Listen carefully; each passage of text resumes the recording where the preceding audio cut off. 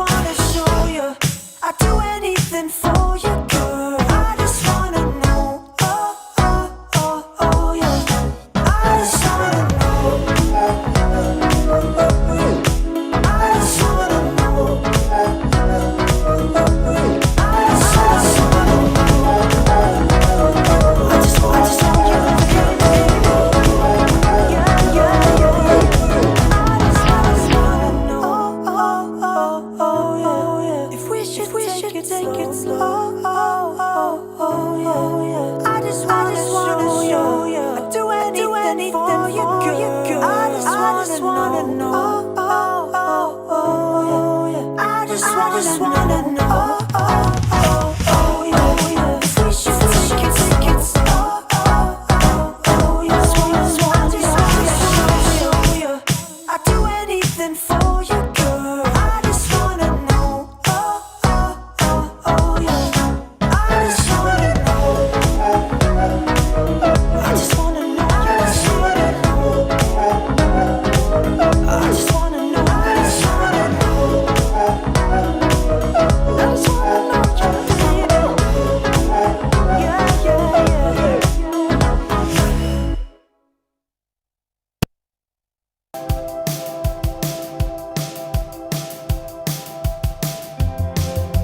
Every time there's conversation,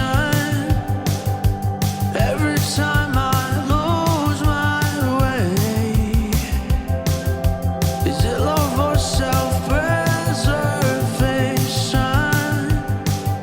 I see the difference blur and fade away.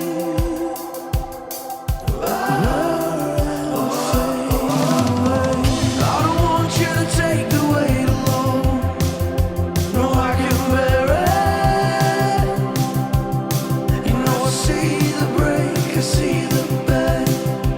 I can't make you let go, but my words are careless.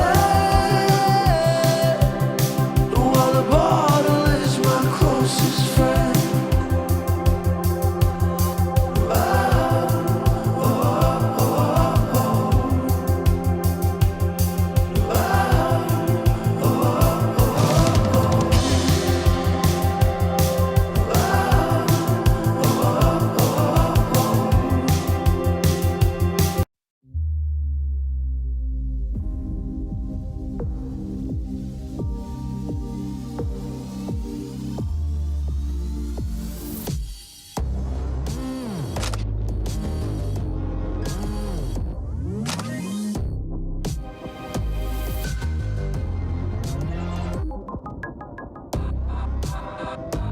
Pre-order now to enjoy exclusive gifts worth $356.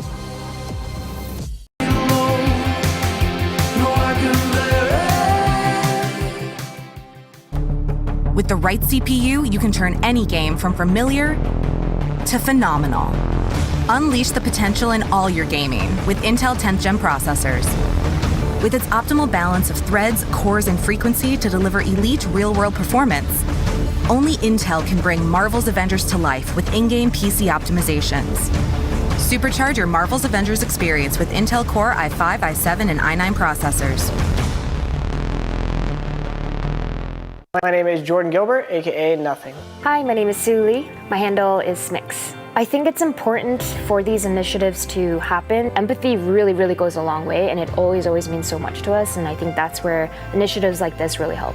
I encourage everyone in the community, anytime they see bullying, anytime they see someone getting called names, I encourage you to step up and say something. Good luck, have fun. Good luck, have fun.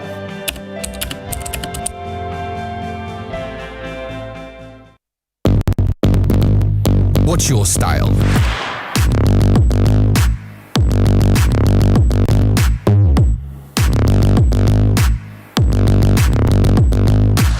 Get your merch at shop.eslgaming.com.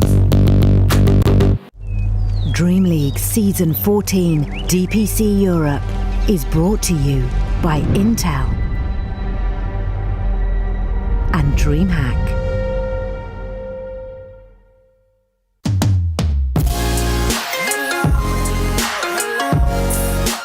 Hello, My name is Nikola Popovic. I'm LeBron Dota. I'm playing for SpiderPix.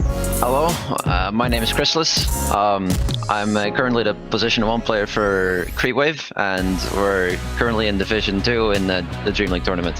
Hi, I'm Stormstormer from Hellbear Smashes. Hello, my nickname is Focus and I play for Team Bream. I'm very excited to be in this DreamLeague tournament. Hello, my name is Jan Sehno, my nickname is Sehne, and I'm the support player for Team Hippomaniacs. Hello, I am Uker, and I play for Burjui. We're super ready for these games, and we're sure we're gonna win them all. Interesting. We're gonna melt some faces. Ooh, alright. Yeah, we're gonna win them. No joke, no joke.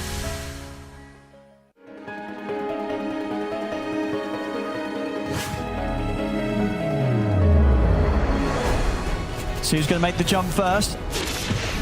As there's the balance down, they've found themselves the XctN will put the BKB9 jumping in straight away over the stacks. Over they go towards Nota. The BKB's out from mid, but they've got the control. The hook shot comes straight in. Jumps upon again by 9. Thompson, he's trying to hold his ground. He pops the Ghost Scepter, giving him some chance to run. But Skeeter's in with the Abyssal. The Ghost form comes to an end. Skeeter just absolutely uncontrollable. It's only going to get bigger and bigger for No Bounty Hunter. They're actually looking for a con here. Desire's going to jump in with gets hacked. Oh, pretty tanky though, but this time the Sonic Wave's out. Zaxel's able to burst down through the Earth Spirit, take out Desire. Zip Zapper dying within his own arena though, but they've taken out 2 on the side of No Bounty Hunter. They're going to get more. As Low Skill finishes off another. Multiple buybacks coming out as they're trying to turn, but the Shackle's there. Captaus gets the grab onto Entity, sets up for a triple kill for Low Skill.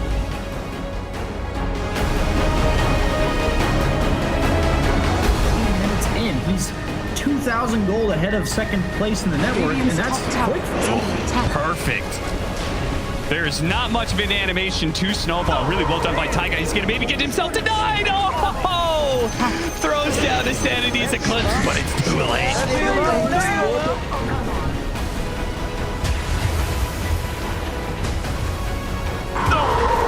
Really now? You should have seen that coming. Good afternoon. I hope you're having a decent day so far.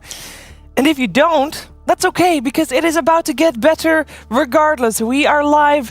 DreamLeague Season 14 European DPC League continues right here, right now.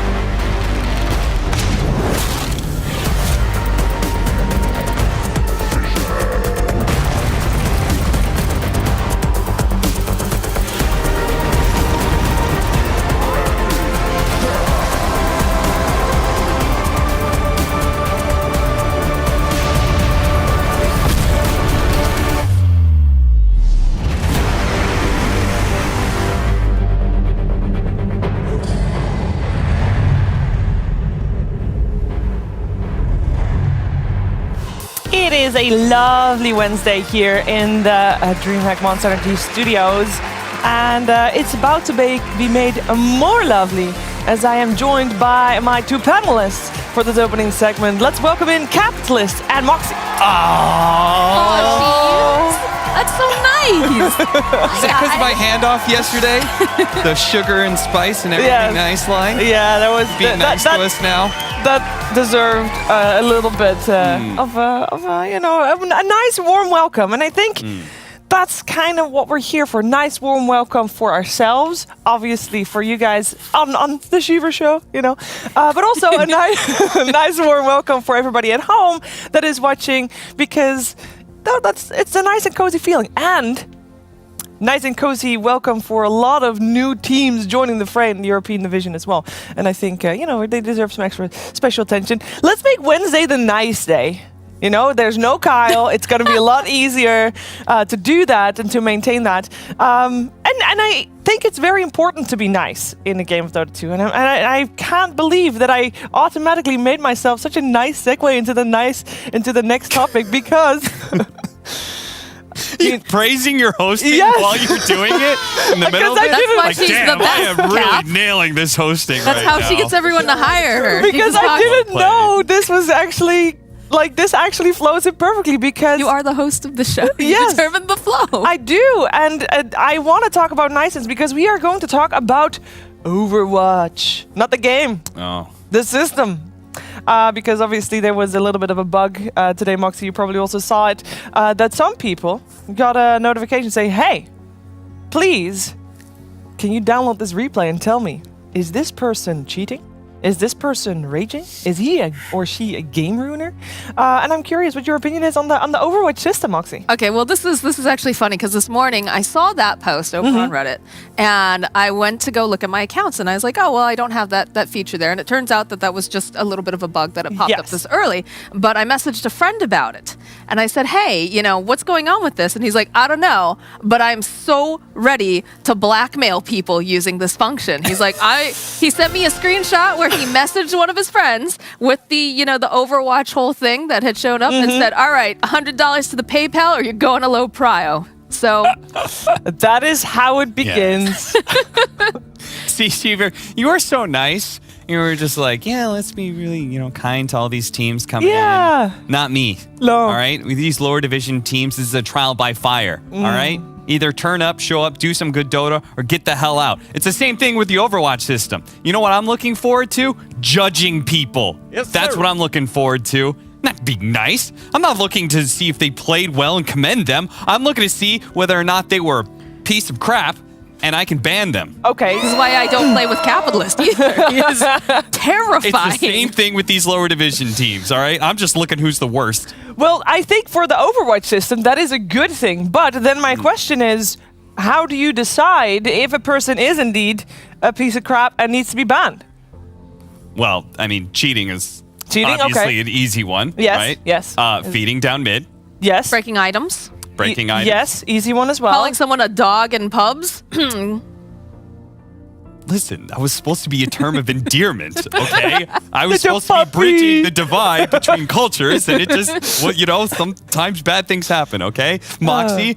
But, okay, so certain alt chatting, such as my team is totally garbage, I'm AFK, and then you watch them go AFK, that's ban worthy, okay? Yeah. 100%. Yeah. Now, if somebody's just AFK, you don't know, maybe some real life emergency happened, you know, that's totally excusable. But if they intentionally declare their right to AFK, I'm denying that. So You go to jail. I don't know if we are aware Believe yet. it or not, AFK, straight to jail. This is why we need a segment called Caps Court, everybody, where he goes and he judges everyone. I am so down. Once the system is live, while we still have this league, every day Cap will review a case and will decide if this person will be deemed worthy. Can I get one for of the those community. wigs? You know, like Yes. you I think do we in British insisted in a culture gavel. thing? We need a gavel Yes. for you and the official. Caps Court. Good. And it has a I nice like this. alliteration to it. Yeah. Bring in the justice. I'm gonna Yes. have so much fun. But I don't know if we are aware yet if we are going to be able to, for example, also hear the player talk. Because communication abuse. Is that ban worthy? In some countries, don't you need an actual, like, you have to sign off saying that they're allowed to record your voice as well? Yeah, I don't think you can record the voice. So I think the mute button on the drop-down menu is going to be very popular, maybe. Yeah, I'm not sure if communication abuse is really something that is going to go into the Overwatch system. No. That feels like easy to deal with, you know? Yeah. Dota game-ruining behavior is complex. So there, you kind of need somebody to be able to step in because there isn't just something there. Like, okay, so if everybody on your team is going AFK, that is essentially a forfeit, right? Yes. You don't have some automatic system. Well, you do. Like if you're AFK for 5 minutes, you could disconnect it or whatever. But like there is no automatic system that says, oh, these guys are all ban worthy, right? Because obviously that doesn't make any sense. But if there's one person who does it, that's ban worthy. That's pretty clear in my book anyway. Yeah. In the judge's book. In the judge's book. All right, we Y'all are are going to get real familiar with that book soon. We're setting the scene. I like it. I like it a lot. And considering you're being extra judgmental at the moment for also the new teams, let's talk a little bit about yesterday's games. We started the day off with Metaphor Pro versus No Bounty Hunter. And No Bounty Hunter ended up winning that series, Cap. And you had some takeaways from that series. Yeah, I did have some takeaways. It's not all bad, of course. I've got a nice side to me, and I think that one of the nice things that showed up was, hey, Desire.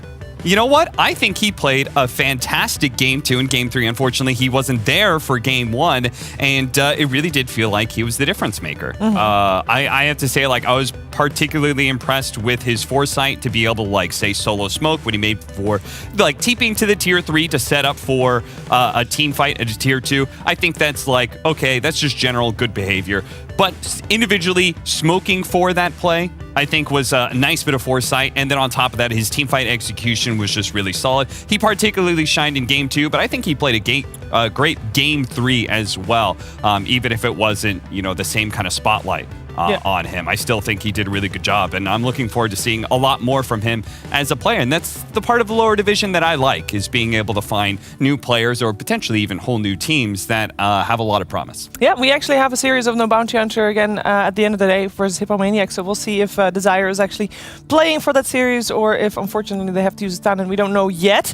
Another series that happened yesterday was OG versus Tundra, and Moxie, you have some takeaways from that one. Oh, yeah. So I had the day off yesterday. I was enjoying myself, you know, and I was sitting back. I was watching this game, and there was some pretty wacky stuff going on. Most specifically, in game number 2, there was a 5-core lineup going on. We had Naga Siren, Monkey King, Death Prophet, Gyrocopter, and, of course, everyone's favorite, Sniper. And I definitely had a moment where I was just like, man, that OG, they're so wacky. Like, this looks like this would be a game of Turbo. And I think one of the cool things about Dota is the fact that you can try these kind of interesting lineups. And if you're a team like OG, you know, a lot of people will start being like, oh, is that actually a thing? Like, we should be trying this. Granted, didn't work out that great for OG in that game, but I know, like, people who aren't even huge OG fans were tuning in because they're like, oh, they're doing something so weird. I cannot wait to see, you know, if it's actually going to work out or not. I know you guys were talking about, you know, what was it, the concussive grenade? Concussive grenade, yes. The shard for Sniper. Yeah, and we were still seeing some very interesting builds coming out from mid 1 as well,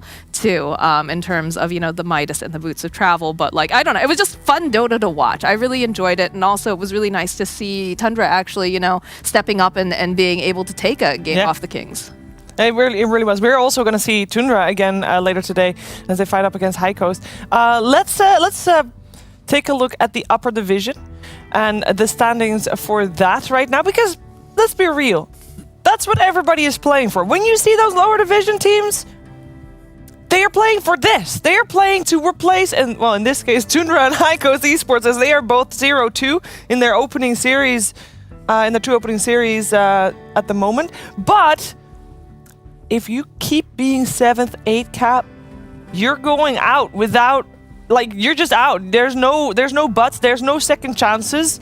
And this is the place that the Division 2 teams will take if you're a loser. Yeah, that's right. Some people, Kyle, will be like, oh, well, why isn't there a match between the lower division and the upper division teams to determine who's better? Like, maybe the 7th, 8th best team is just in Europe is just that much better. Well, Kyle, is that you? You sound exactly like I know. He sounds he sounds pretty dumb.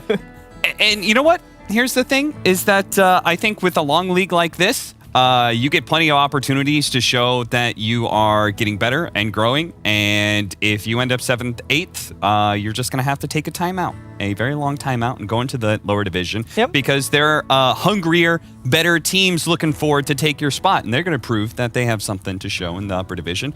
And we got to let them have that opportunity, not just in a single best of 3, but a full league. Same opportunity you got. Yeah, I agree. It's like you have the chance right now. You don't need another chance after that, because that means already you wasted your chance and it's time for someone else to have a shot. And yeah, Stever, you're working over to my way of thinking now. You got a shot. No, okay, nice Better Wednesday. make it. Nice Wednesday. Let's take a look at what's happening today. Because today we have 3 series coming your way. We are starting with a lower division and ending with a lower division as well. We are starting out with a Hellbear Smashers versus burjui. There you go. That's how we pronounce it here at the moment. And then we are following that one up with the upper division, a match between Tundra and High Coast Esports. And then last but not least, it is a No Bounty Hunter versus Hippo Maniacs.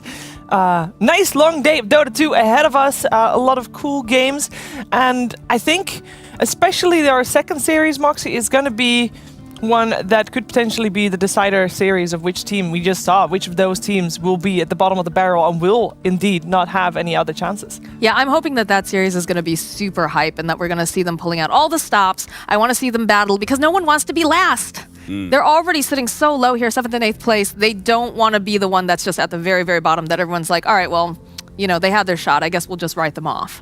So definitely would like to see them pull out all the stops in that match. Yes, same for me. We are about ready to jump into our first series, or rather to talk about our first series.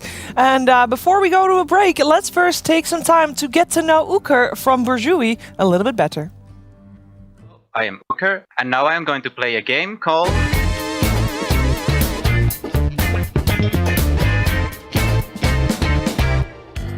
Power Threads or Face.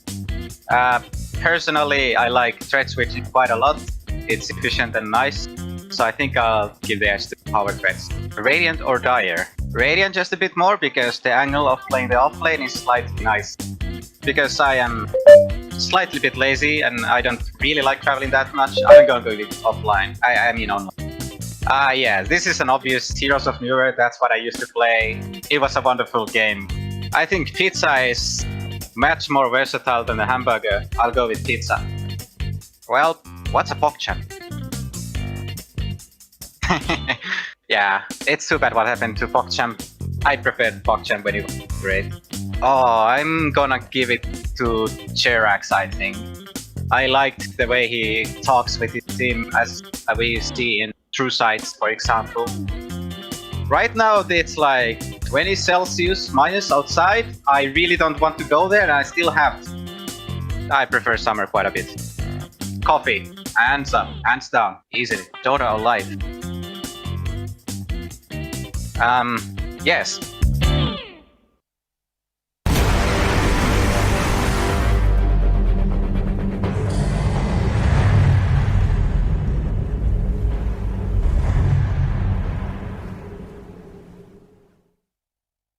I think I love her, she's always singing songs and I sing along. I think I love her, I think I love her, she's always going out and I tag along. I wait in the cold at her instigation, freezing but full of big ideas. A little laugh, a little look, a little dilation, her voice is the only thing I hear. And I wanna shout, I think I love her, I think I love her, she's always singing songs and I sing along. I think I love her, I think I love her.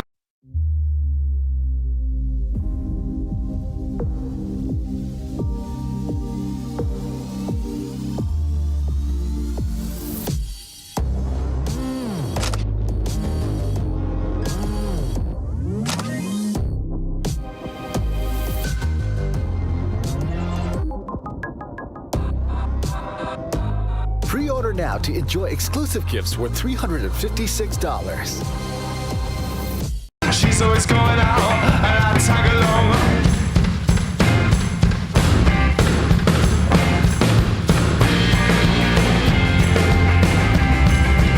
It makes me wanna shout, I think I love her, I think I love her, she's always singing songs and I sing along. I think I love her, I think I love her, she's always going out and I tag along. Now she wears a ring at my instigation, happy that I finally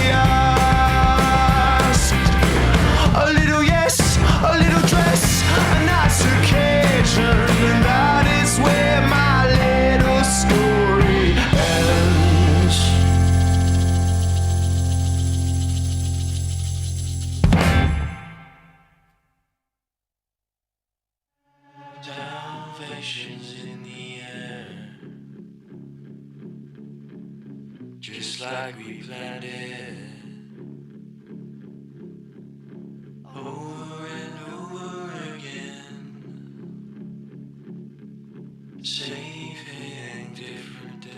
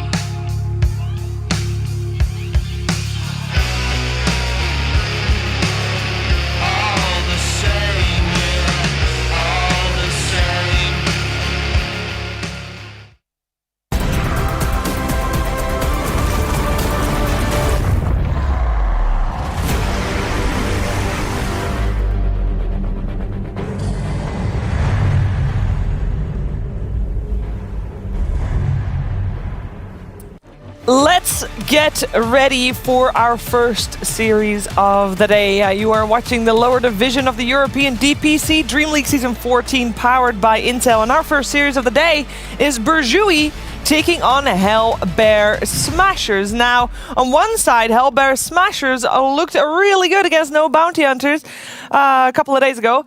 On the other side, Burjui also has a win on the board. Maybe a little bit more hard-fought. They played in their, I think they were the first series in the lower division, and they did a 2-1 versus Brame. And we're going to start talking a little bit about the Burjui team first, Cap. You want to share some of your experiences, or you want to wait for the right time for that? I figured I'd just ask straight up because I actually don't know. What? No, I don't want to share my pub experience with players. That's never a good idea. No. Burjui, it really impressed me the fact that they did take down Brame, just because I expected Brame to maybe, like, I think they should be top 4. When I look at that lineup, maybe they're not going to be one of the 2 teams that ends up going to the upper division, but 3rd, 4th, I think is very easily claimable by them. But yeah, Burjui upset them. That being said, Burjui hasn't been looking hot lately.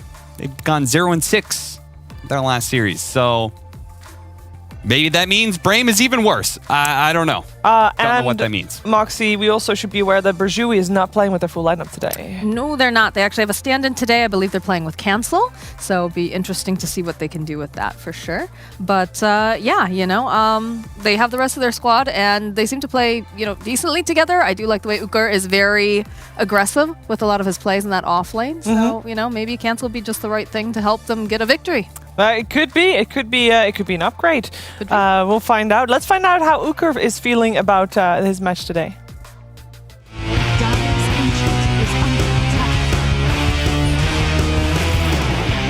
We're kind of in a good sync already, at least sometimes.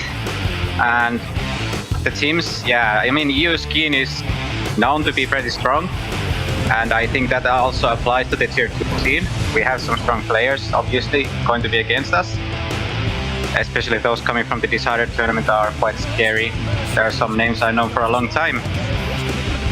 Hellbear Smashers, first off, it's a great team name. I like it, it's funny. It reminds me of Mud Golems. I guess that's the inspiration for it. Yeah, they have ex-secret player Ace. They got Misery. They got the Bulldog Megastube Gilgear. And of course, Stormstormer is a player I played a lot in the past when I was playing for Helsinki Reds. They were playing Left 1 TV boys. There are a lot of names I know. That's like perhaps the scariest team of the entire group, in my opinion. Should be an uphill battle, but we'll try it. They cannot be underestimated.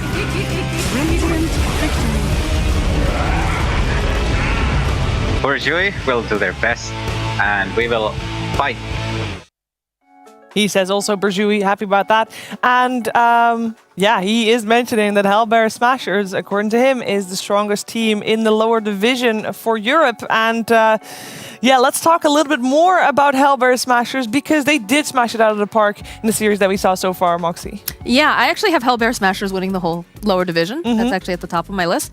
But, you know, we've seen their play before. We saw Ace on one of his games. He had like the most flawless Ricky play I've ever seen. Like, I think he had like an ultra kill at like 9 minutes or something. Like, ridiculous. And this is a team that, like, you know, burjui is saying, or Uker is saying rather, you know, this is the one that everyone is studying. Everyone's got their eyes on them, and they're trying to figure out strats on how they can take them down. So I think they've got their work cut out for them. But yeah, I would be happy to see them, you know, get the top spot. Yeah, is there any obvious weaknesses that you feel like burjui might be able to explore, Cap, on the side of Hellbear Smashers? Well, listen, I'm not the most in-depth Dota analyst, but even I can just point to a loss and say that's a weakness, because they lost to XctN. Not in this event, not in the DPC, but they lost in that other tournament that's going on. So that is concerning to me because I feel like Hellbear Smashers, they're like a shoo-in to make it to the upper division. Yeah. So any losses to any teams that are in lower division, whether it's CIS or Europe, is slightly concerning to me. Just is XctN I mean, not come on, in look the at upper division? you look at that roster of players and you're just like, oh yeah, all those guys, or at least a lot of those guys, played on tier 1 teams, and they have a captain that's a tier 1 captain, right? Like that, I think is invaluable almost. Misery, like Misery got second in TI, guys, and there's a reason why. He took a squad that wasn't like, I don't think many of those players have achieved the same kind of success as they did at the second at TI with that run with Digital Chaos. And Misery was a fundamental part of that, being able to lead that team. And he, of course, wants to be called Rasmus now because he doesn't want to be tied in with the misery. He doesn't want to be the emo boy. No, he wants to be the happy person. He just calls himself his own name. If he would be called Happy, do you think that would work also in a karma type of way? No? I don't know. Happy Can we doesn't call really him Happy? ring quite like, you know, Misery at least seems like it's Rasmus dark is a and strong brooding. Viking name. Misery invokes some sort of negative connotations to it. Happy, I'm not afraid of a player called Happy. Maybe you should be though. Yes. Happy, a man happy crazy enough from J178. I could never say his name. But well, like, how about, would you be spooked by a player called Stormer? Let's hear from him.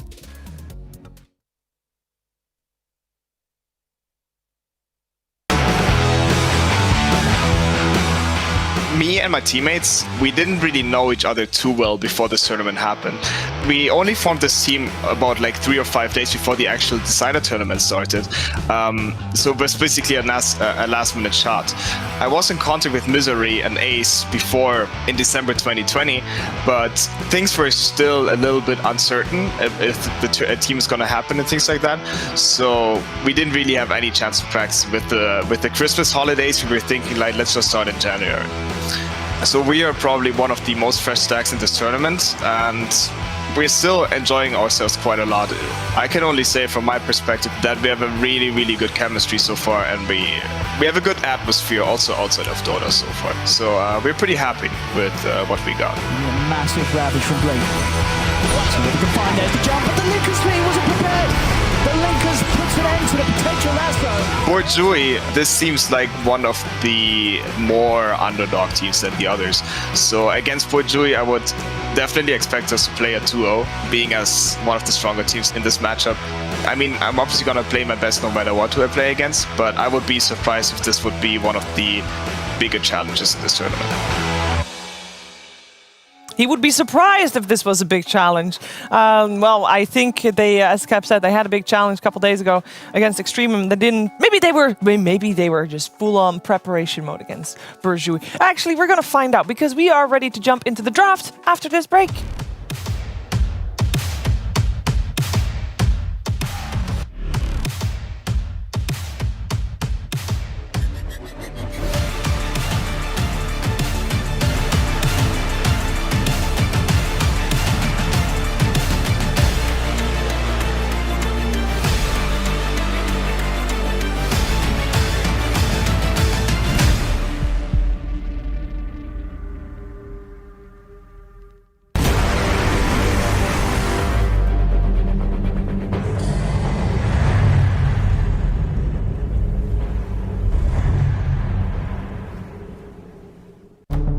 With the right CPU, you can turn any game from familiar to phenomenal. Unleash the potential in all your gaming with Intel 10th Gen processors. With its optimal balance of threads, cores, and frequency to deliver elite real-world performance, only Intel can bring Marvel's Avengers to life with in-game PC optimizations. Supercharge your Marvel's Avengers experience with Intel Core i5, i7, and i9 processors.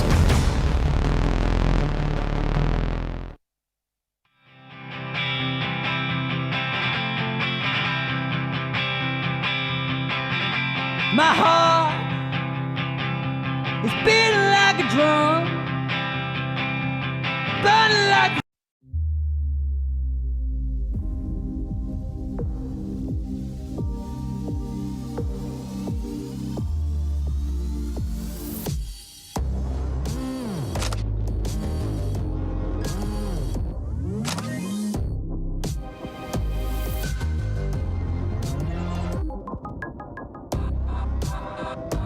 Pre-order now to enjoy exclusive gifts worth $356.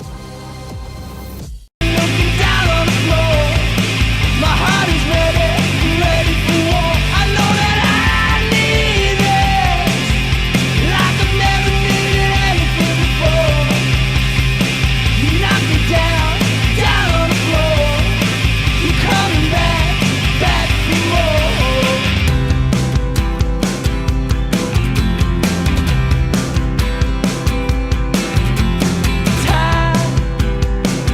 Won't you take me by the hand? Won't you help me understand to be a better man?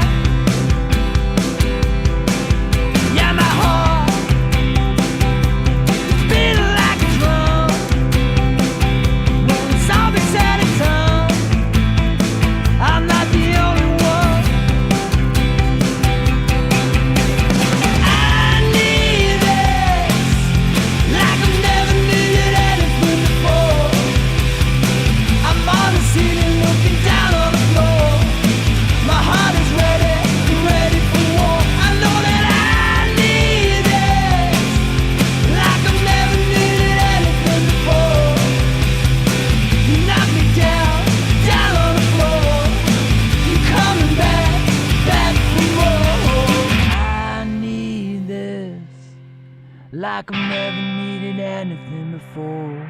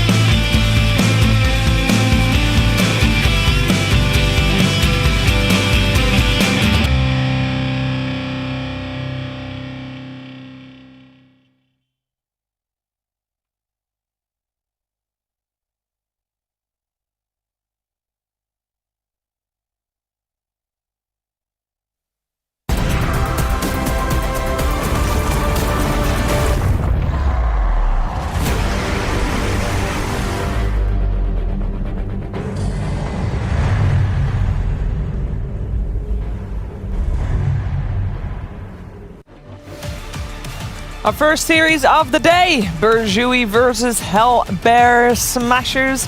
I'm still joined by Cap and Moxie, and on the big screen we are now also joined by BSJ. Brian, how are you doing this morning, and what do you think about this opening series? I'm doing great. I'm looking forward to seeing the bit of a David versus Goliath here, even though both teams won their first series. I'm definitely curious to see how this one's going to play out. Curious to see how this one's going to play out, and you don't have to wait any longer to see this draft get off to a start. And the Keeper of the Light, we saw that be the star of the show, not just yesterday, actually quite a few days already now, and making it through here, first pick material. What is so funny, Cap? T-Governor just messaged me, yo Cap, that snow tournament is our chill tournament. Losses are fake.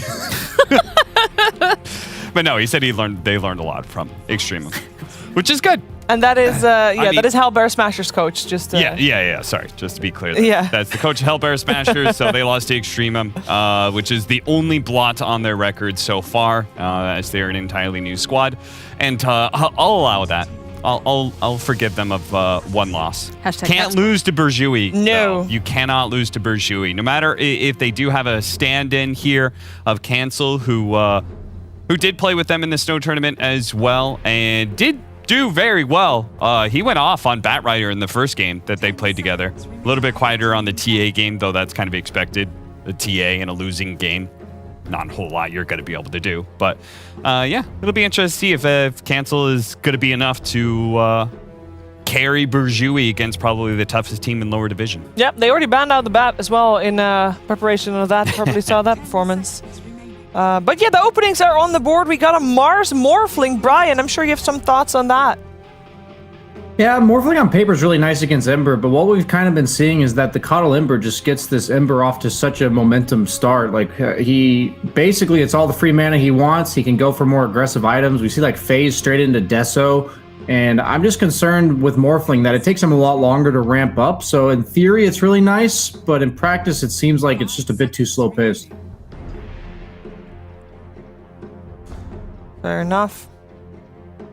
I think the other thing that kind of is nice is the fact that Uker is probably going to be on this Mars, and that is someone who likes to make space. He likes to be able to be very active and try to just, make sure that his core has enough room for him to move about the map freely. But, I mean, it'll really depend on what the other picks, what's the +1 to this Mars that's going to be able to put pressure on the map.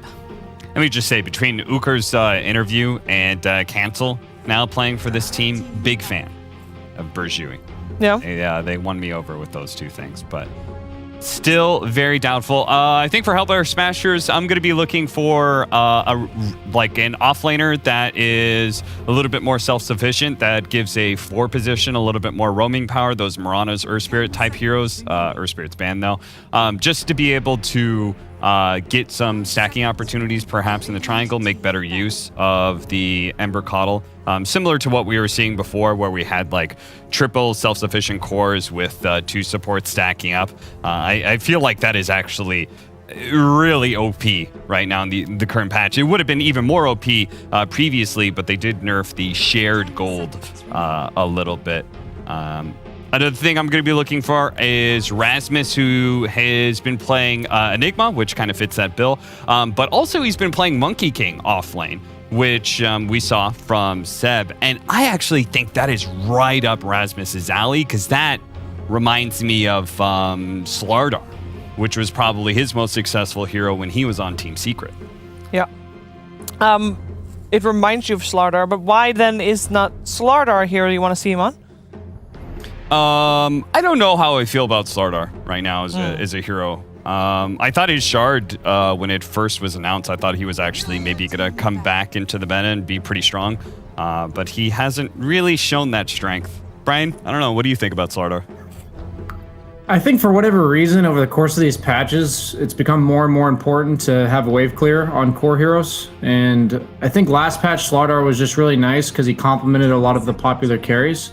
But this patch, I think if your offlaner doesn't rapidly clear waves, it's kind of just a shitty hero. Like, I don't really have other reason to critique Slardar. Like, these Coddle heroes, like, if you can't push in lanes against them, it doesn't really matter how nice your hero is for the game. It kind of just never gets the fights and farm that it needs to be successful. Yeah, I gotta agree with that, man. Wave clear feels so important right now. I see some of these teams when they don't have any wave clear, feels like they just can't make any moves, and inevitably they're just dealing with a smaller amount of space to be able to try and get the same amount of farm as the enemy. The only time I really see that works is if you've got some sort of hero that clears Ancients really well, and they do a lot of Ancient stacking. Well, with the Keeper of the Light in your team, you can imagine that Hellbear Smashers is going to try to follow in the footsteps of a couple of teams we saw yesterday, actually, into stacking all the camps. And we saw Ember Spirit maxing out a shield yesterday to be able to take those stacks. Are you happy with just that, or would you like to see another core that can take stacks like that? I think it's never a bad thing, right? If you can have multiple people that can take advantage of it. I don't think it's necessarily bad if they stick with what they have currently, but I like. You don't need to force it, I don't think, but yeah, it would be nice. I like the setup here with the Shadow Shaman and the Mars, though, here on burjui, because it's going to make it very, very easy to get a lot of lockdown coming out here, with the Shadow Shaman being able to, you know, throw out the Hex or the Shackles and then followed up with the Spear, of course. Would make things pretty nice, but ooh. I was not expecting that pick. I thought they were going to go with some melee disrupt hero, kind of like Clockwork, to just break this combo that burjui has. It's really nice against the Shaman, but instead they go... Is this a support? AA is really nice against Morphling, but they need a stun. They need something like a Wraith King comes to mind here. Probably the most popular hero, CK. Really good AA pairs. So we've got, I think, two different ways to go with this, right? It's either Coddle's the 4 position to some sort of like Bristleback type hero in the offlane that's going to be spamming a lot. And then AA's 5, which we need a stunning carry for. Or, what about, Brian, 3 Ancient Apparition against Morphling? We've seen this experimented with in several different patches. People play mid AA or 3 AA. All right, never mind. Fine. Nobody's fun. Yeah, once you know it's an AA5, the carry picks become quite predictable. It's pretty much Wraith King, Sven, and CK are like the 3 best. Point-click stuns that synergize with Cold Feet. It's not only nice in the lane, but it's also nice in the game. Because a lot of times these carries are ones that play the lane as well. So it gives AA kind of like an easy, you know, 3-pointer to shoot across the map whenever this hero is just casually farming. And it makes it really scary to farm against these heroes. So really good synergy pretty much throughout the entire stages of the game. Yeah, they probably settled on the Wraith King as soon as they saw Mars Morphling, which is a pretty burst-oriented lineup. Wraith King's obviously very good against that. Ancient Apparition, great counter to Morphling, and always kind of nice against strength heroes. They ended up picking Undying into the Ancient Apparition, which is not bad at all. It's just it's another advantage that the Ice Blast is going to have, limiting that heal. But burjui is definitely focusing heavily on being able to win lanes with Shadow Shaman Mars, which I think is kind of a replacement. Shadow Shaman's kind of become the replacement to Lina in some ways, is sort of this 4 position that is a really good lane bully because he hits so hard. And then Undying's one of the best laning supports you could ask for. It was good last patch. This patch, the only thing that happens is like, I think it's every like 3 or 4 decays you need another Mango compared to what it was before. But he's still, I think, very viable. I am a big fan of any of these 5 positions that play kind of like frontliners. I think it was good last patch. I think it's good this patch. I do want to point out that Wraith King, even though it started out the season super successful, very high tier pick, the last week it's not done that well in Europe. I mean, it's only won 2 out of the 6 games. I mean, part of that too is the fact that Alliance refused to pick off of the Wraith King against the Miracle Slark. That is fair. That is 2 lost games right there. That probably didn't help. But yeah, you know, we're seeing more of them. People are starting to figure him out too. People are starting to realize, okay, well, if they're going to get Wraith King, then we have to make sure that we get a hero that does especially well against it, or that we end the game earlier. I think that's probably why we're seeing that happen. I think I like Lesh a lot for burjui, and then I like probably like a wave clearing aura builder offlaner like Underlord for Hellbear Smashers. Those are kind of my 2 picks that come to mind for each team. We've seen in so far in the European division, we've seen Rasmus play a Tide and a Venomancer so far. Would those fit in that role, Brian? Tide does. The only awkwardness about that is with the Veno is 2 ranged heroes in the offlane, and then with Tide you're into Undying Morph. Like Morph doesn't particularly mind laning against Tide, so I think it would be good for their game though. Like it'd be a hero that can be in front, but Wraith King will offer that later, so you don't necessarily need a hero like that. I think just a hero that enables the rotations early, because Wraith King isn't going to do that for like the first 15 minutes, and Ember kind of needs somewhere to go. And was offlane Ember? Yeah. What's going on here? I think it's mid Lina? Yeah. Or maybe still the AA 4 position AA4. Ember through 3 AA. Could that actually be it? 4 Ember 3 AA? Well, if you are going to have double range heroes, like, do you think this Morphling is mid or safe lane? BSJ. Let me ask you that first. I thought it was safe lane originally. but especially with this mid lane Lina pick, maybe that's what they're doing. They're like flexing it because Morphling's nice in lane against Ember, but man, is it rough against Lina. Maybe that's what they're trying to do. Yeah. I guess I was operating under the assumption that it was carry, but it does change a lot if it can potentially be mid. Well, they got a little bit of the time to also analyze the plan of Hellbear Smashers, but... Well, you can see the bans coming out from Hellbear Smashers with this pickup. They banned away Monkey King and Lycan. Like, those are safe lane carries that just kind of like run at you. They get on top of supports. They love just demolishing supports, especially that Lycan with the Necronomicon build. And it feels like that is the kind of hero that they need. Those Ursa, what other heroes kind of fit that bill? PA's kind of nice here if they want to go that route. Pretty unkillable with a BKB, can jump all these backline supports. And then might be too far heavy though. If they do Morphling safe lane, I'm not sure what mids are really good here. Void Spirit, okay. Yeah, and this gets on top of backline squishy heroes.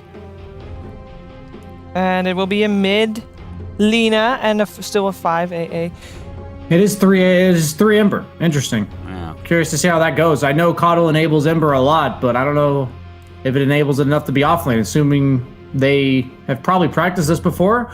I do like their draft a lot in terms of just the overall game plan coming out from Hellbear Smashers, so I definitely favor them, but I absolutely have no idea how Keeper of the Light Ember Spirit's going to do in the offlane. All right. Thank you, Brian. We'll come back to you after the game. 10 heroes on the board, then Cap. We talked about Hellbear Smashers being the favorite coming into this series. Does the draft make a good case for burjui, or are you still on board with Hellbear Smashers? Literally, the only question mark is whether or not Coddle Ember Spirit is going to be fine. I'm presuming he's going to go like a Spirit Vessel type route since they're matched up against a Morphling. I always love Lina against Morphling. That threatening power makes it so the Morph doesn't feel comfortable sitting at low agility. And also, I know the Lina matchup in mid is going to go well because it's against Void Spirit. Yeah. And then on top of that, they've got the simplicity and ease of execution of a Wraith King lineup. Add all that up, plus Hellbear Smashers being the better team, and I'm going to just stick with them. You know, you've got that one X variable that's like, is Ember offlane good? But Rasmus has been playing a lot of different weird offlaners. True. I'm okay with it. How about you, Moxie? You want to make a case for burjui, or is it a little bit too too scared to do so? I don't want to say that I'm too scared to do so. I'm looking at their draft. You know, I like the fact that you've got Ugra Mars, but also like with the Void Spirit, and then like I don't know, like I look at some of the supports, and I'm just not convinced that they're going to get the momentum going that they need, or that they're going to get some of that momentum going, but it's going to start to fall off once Hellbear Smashers reaches those timings that they critically need. So I'm going to have to go with the Tomato Boys. Tomato Boys. Let's see how that Ember Keeper of the Light lane will do for the Hellbear Smashers, because that seems to be the point where perhaps burjui can get an advantage in. It is time to head over to a commentary duo of OD Pixel and Fogged for Game 1. Thank you very much, Steve. Yeah, it's going to be interesting to see this, if this sort of pays off from burjui opening up with a very early Morphling pick that's been responded to pretty well, it seems, Fogged here by Hellbear Smashers. Yeah, does not seem like it's going to be the easiest game whatsoever. As always, we have a lovely pause to start our day. There we go. Let's see how things go underway between these two teams. So sort of overall, as the panel was talking about, it's going to be exciting to see what Rasmus is able to do on this this offlane Ember Spirit. Do you think it has its strengths here? I think the hero is extremely flexible right now. I can see you. I can see this happening a lot now in this type of patch, and we're already seeing a lot of transitions of people doing this, where they just, they move the heroes to these roles, and we're just seeing, Monkey King off lane and stuff like that. I think if you just have a lane that can suit it, if you can pressure, if you can make it work in the game, sure. And I think Ember is a strong enough hero to fit in most lineups. I think the same thing for Monkey King. And sort of when it comes down to draft, what sort of reason is there for picking Morph as early as they did? Like what sort of move are you trying to make? Do you think they were just that worried of it being banned out because they have a potentially particularly strong Morph player? What was the first two again that I'd seen? I thought we had, For who? For Hellbears? For Hellbear, yeah. It was. They were Coddle and it was the Coddle Ember. Coddle Ember was the other. It was Coddle Ember. Yeah. Okay. Coddle Ember was the other. So again, well, I guess mean, you're Morphling versus Ember. I think that says probably all of it, right? Yeah, I think people just really love having this matchup, and I think the hero is just so enabled just because you literally are two heroes in the mid game, and you counter the Ember Spirit in a way. You literally can just chain him, and then he's screwed in a lot of these team fights. I think it's really strong almost every single time. Oh, let's see what sort of lane setups they get as well. So it's going to be starting with Runic and 2 fixers, this Undying Morphling top against the Kotlember. I'm seeing the mid lane, of course, Cancel standing in, playing in the matchup against Stormer's Lina, and then down bottom, Killermancer and Uka on the Shaman Mars against this AA Wraith King safe lane. So, I mean, any sort of concerns here in this laning phase for anyone? I didn't want to say the Morphling, but after I saw the other day with the Coddle, I actually think the Morphling might suffer a little bit at least the first like 3 levels or so, maybe even up to level 4. I've seen these Coddles be applying an insane amount of pressure, even though it's so small. Like these little damage changes and things matter, right? Like 25 damage on Illuminate, the hero is just a little bit stronger. It all edges in. So I think that they can apply a decent amount of pressure onto this morph with the both of them, because Rasmus, he's just going to be spamming, and you see he's got an Orb of Venom build, so it's not about really him. Sure, he'll get his farm with this quelling, but he's just about pressure. He's just about slowing down the morphling. Yeah, sort of build-wise, would you imagine, as the panel mentioned, Rasmus will be the one to get this urn into Vessel kind of early on, or do you still need to go for sort of other items as the Ember to make sure that you're not left vulnerable this game? I don't see why he wouldn't. Yeah. I've seen a lot of these like Coddles and stuff like that actually getting the urns because they get it so early and they don't really want to. I've seen so many teams just not want to have the Vessel. I've seen them not upgrade it, but also not want to put it on their core heroes. But sure, yeah. I think he can. I think it definitely has its merits on the Ember. And I'm not really too sure what else would be like so valuable with him, with his team, right? Because he needs to act as an offlaner, so just get those offlane items. And it tanks him up. I'd like him to be a little tankier because he is playing versus Shadow, Shaman, and Mars. These 2 heroes. If he gets pinned, if he gets stunned, it's very likely that he can just die. So just tanking up would be nice. So that works. Oh, I see bottom there. Ice and Tofu were looking for the opportunity to get aggressive onto Killermancer, but Killermancer far enough away. It seems it's early beginnings, but definitely looking to be a little bit stronger here on Hellbears, especially this bottom lane. Uka, just the 1 CS out of the first few waves, really struggling to get a look in, even with having the point in the God's Rebuke. By the looks of it, just hasn't found the opportunity to get the CS reliably with it. I feel like all 3 lanes that Hellbear Smashers have can pose kill threat pretty easily, right? Like Wraith King AA can easily set up kills. The Coddle Ember is a little tougher because that can happen. Well, there we go. Play their hand. Yeah, but they can threaten. I have to certainly be careful giving away this sort of action, though. That's just that. And that sort of setup with the decay, getting them a little lower, that is going to leave them open to the opportunity of Runic just bursting through them with the waveform. Gotta be a little cautious whenever you are playing versus that Undying. I think he had 2 or 3. I think he actually even had the 3rd decay stack on him, so just... You're an agility hero. Even with strength heroes, you can't get... The 3rd stack is usually the big kill that they can go for. He's got the Orb of Corrosion, though, so at least you can pick that one up when he does go back to base. A little bit tankier, and he's going to be able to trade, but... Yeah, Undying doesn't mind going for these trades. He might die. I was going to say, 2 is going to lose this trade. That was... I guess he sort of just accepted his fate there. I think he was just resetting his mana pool, right? Because like, it looked like he accepted it, because the decay stacks were wearing off and he kept committing, so it's a little weird, but... Dude, I love Shadow Shaman last night. I'm sorry, I just need to... Every time I'm watching this hero just play, I played it last night too. This hero feels so damn good in every game. Well, what is it that makes it feel so strong? I mean, just sort of all stages of the game, the laning, like where you're having the most fun when you're playing Shaman? I feel like it's actually just at all stages now. Yeah. He's always been a really popular hero just because you have an instant disable, you have tower threat, but you also just have this... I feel like there's so many items now, that these neutral items that benefit him so much, these cast ranges and all that. You're gonna get to a point where these shamans they shackle you from this crazy long range. They might have a shard, so it does crazy damage too. He feels really good at all stages. Feels like he does everything. As Goofy. I see mid. We'll reset. Stormer versus Cancel. 20 for 9 against the 14 for 2 is still continuing to be a a good strong lane here for the Lina. I guess this is expected, right? No, Lina against any sort of melee hero, even if you avoid Spirit with a nuke, you're still going to struggle stepping in. Whilst these light strike arrays are just continuously laid down upon you, and of course Stormer with the 3 points, the Dragon Slave, it's a lot of damage that Cancel struggles to deal with. Is going to find himself a lovely rune though. Gets himself very a regen. nice. So that's definitely going to help Cancel big time stick around in this lane. And he even gives a bottle charge to his lovely Shadow Shaman to continue being able to pressure. I love that.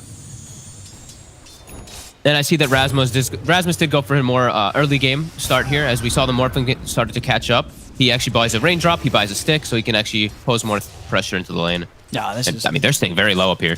I mean, they are. They've got to be careful of Rasmus coming in with another slight chains. He should be able to get this. Looks like he will. Illuminate. It's going to have the extra bit of burst. And our 2fix just not being quite careful enough up it. It's a couple of times now where these two have had no struggles taking him out. I love Coddle. That too. You know, Shadow Shaman, Coddle's another one of those. It's a little different though, because you're not this, you know, controlling, pushing beast. You just, it's like Crystal Maiden on crack, right? You're giving your teammates mana and you're moving them all over the place. It's like the best, feels like one of the best 5 or 4s if you can make it work too. I'm really liking how Dota actually is right now, with how much openness I feel like you have to be able to play all these different heroes that we saw kind of just disappear for a long time. See down bottom, Ace still very tough for really Uka and Killamount to make a move on, and still just fighting so much out of this lane. His farm not getting slowed down whatsoever. 30 for 10. I'm actually a fan of his casual chainmail. He's building to the phase boost anyway, but on the Wraith King, you know, as we always mention, your biggest weakness is that low armor early, and these two heroes they pack a punch he's against, so that's cool. Oh, like for sure, yeah, especially as you say, against one of the highest right-click supports in the game, and a hero throwing out physical nukes with the rebuke. Yeah, that sort of getting that component first out of the phase boots is. I mean, it's going to make already in a lane where you are ahead. It pretty much eliminates any chance of burjui ever really being able to make a play on him, unless they get some rotation in from Cancel. I mean, Cancel, how's he doing on the XP? He's closing in on the 6, but about a half a level behind that of Stormer. Of course, Stormer just having the stronger lane here and coming out on top in terms of denies. When things start to kick off, like we see these 3 top net worths really leading for Hellbear Smashers, and they have great ways to actually kill Cancel, right? Like he starts moving around, there is this Ember Spirit, which is always just going to be kind of just a counter in every single situation. And we see immediately, pointing out the Urn, of course, going to be the build that Spirit Vessel is going to be rushed up. So he's going to be constantly looking to fight, as I hope to see Rasmus do. Just have this Coddle port him around and just literally be at every single engagement as this Ember. And we do see these stacks, of course, these Coddles, been setting them up a little bit. Radiant's top tower. Yeah, Runic and 2fix again just sort of struggling to get anywhere close now to the Ember. As now the levels are there, the uptime of the combo is very, very high. And I mean, Undying is very, very squishy too with his armor, so every time he gets slighted, it hurts a lot. Stormer actually connects the stun as the shackles were casting. That's a level 2 shackle too. That could have been a kill with the rotation from the Void Spirit.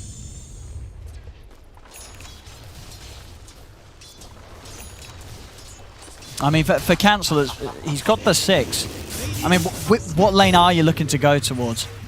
Like, where can you get something done, do you think? Are you looking at this top lane? He can do it on either. If it all depends on how he TPs and sees the positioning of the lane. Because we've seen these Void Spirits always set up for kills. 2fix. So, he's in trouble here. Slight change would do it. Just the slight alone. Let's see if he's able to get anything with the counter play. He's got the Remnant down onto Rasmus. And there we have it. Does manage to make that response and get something in return. And immediately, mid gonna get shoved in by the Lina up to the tower. Bottom lane. I do find the AA, but Tofu is going to be able to get his spells out onto Killamount. Killamount did want to try and TP, but the cold feet was down. Tofu's actually going to be able to get away. Uka didn't have enough damage to finish him off. Killamount is still on the run, but Ace and the Skeletons, they're chasing, and the crit through the trees there, as there's no escape for the Shaman. They can even maybe go on Uker down here. When Ace gets closer, they can set up for a stun and a cold feet potentially, but he'll back away. Put the pressure on mid. Rasmus comes over. He gets a slight chain. Look how much damage he's done. As soon as Cancel's gone, Stormstormer just fully on with the pressure. And 7.5 minutes in, and the tier 1 tower's nearly been taken down completely. Rasmus comes in and pokes it once or twice too for an Orb of Corrosion. And that's always the fear about these rotations from the Void Spirit when you're playing versus something like Lina. Lina can choose TP, counter gank, or just sit there and pressure the lane. And Rasmus is still looking to actually set up on Cancel. Cancel. The 8-minute room, but it's going to end up being up top, so won't be fortunate with that. Stormstormer's going to have that secured for himself. And Cancel is going to have to be a little careful.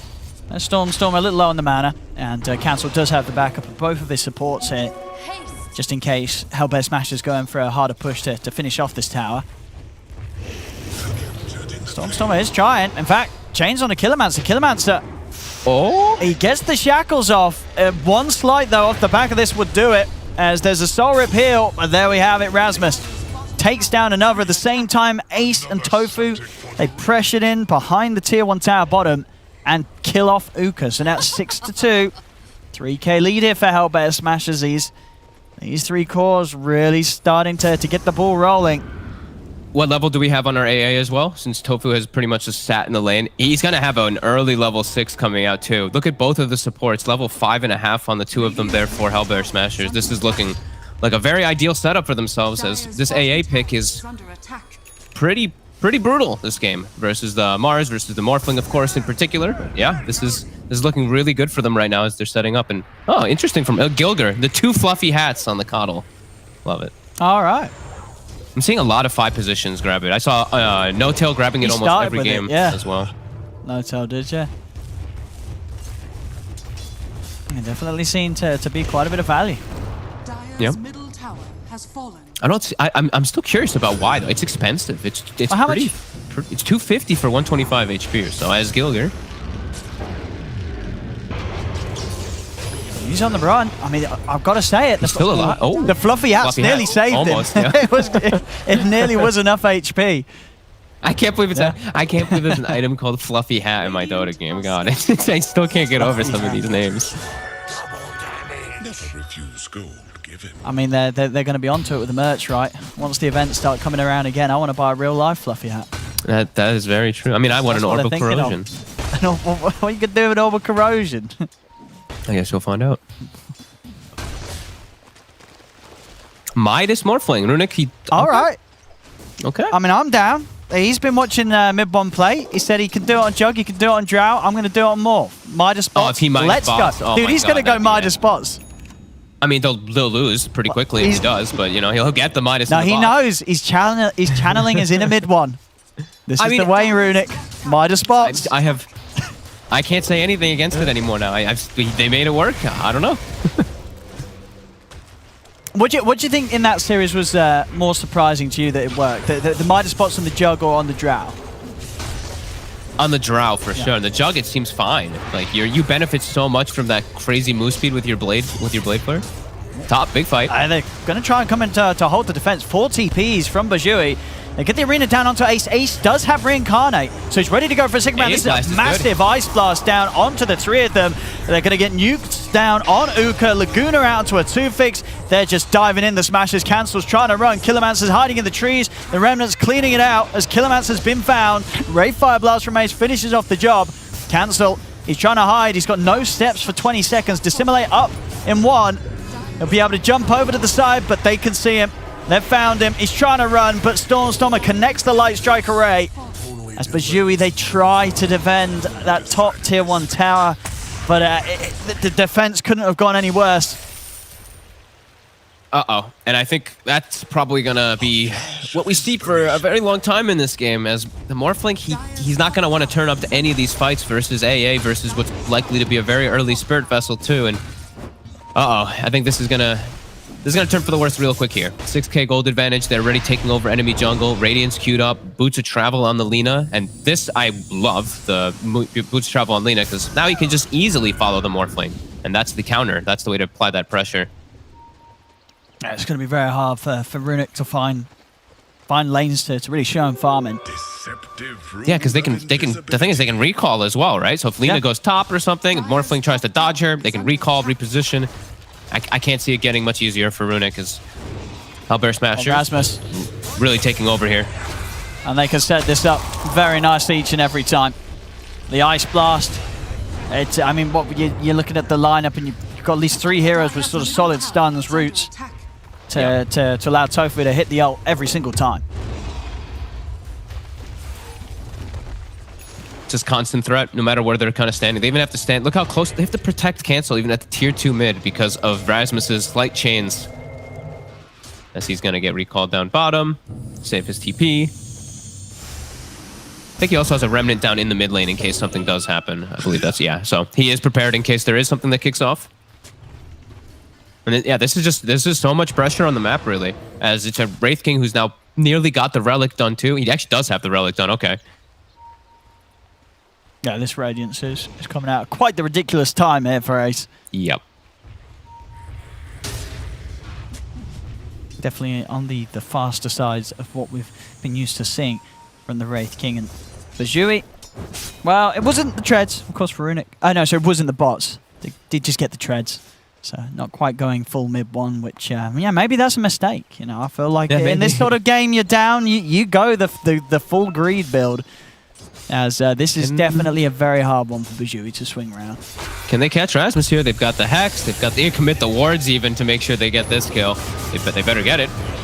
Yeah, they do. Same time in the river. Smashers find a support. They've also got the push starting to come in on this top lane. See Uka hanging around. It does have Arena. I think the only way that they can, I think they have to look for just these constant pickups right now on the side of burjui, and they just need to play around their area control, I want to call it. First, we'll watch Stormstormer set up, cancel. Oh, perfect timing. Connect. Ooh. Perfect timing with the Yules combo. Almost catching the Rasta too. So yeah, I think the only way that they really want to look to fight right now is let this Morphling try to get this farm up, and then use the Shadow Shaman, the Undying, and the Mars. Get that trio of ultis down where it's just the summons, it's the wards, it's the actual Mars ult down, and that's the way you probably can look to fight. But besides that, I actually don't want to see them fight. They're way too behind. They have to just set up on the towers and try to catch people a little out of position with the Mars in particular. But this is speeding up too fast. Coddle's now ahead of the Void Spirit, ahead of that mid solo of the opposing squad now too, with his fluffy hats. He's tanky. He's tanky. He's not an easy one to kill.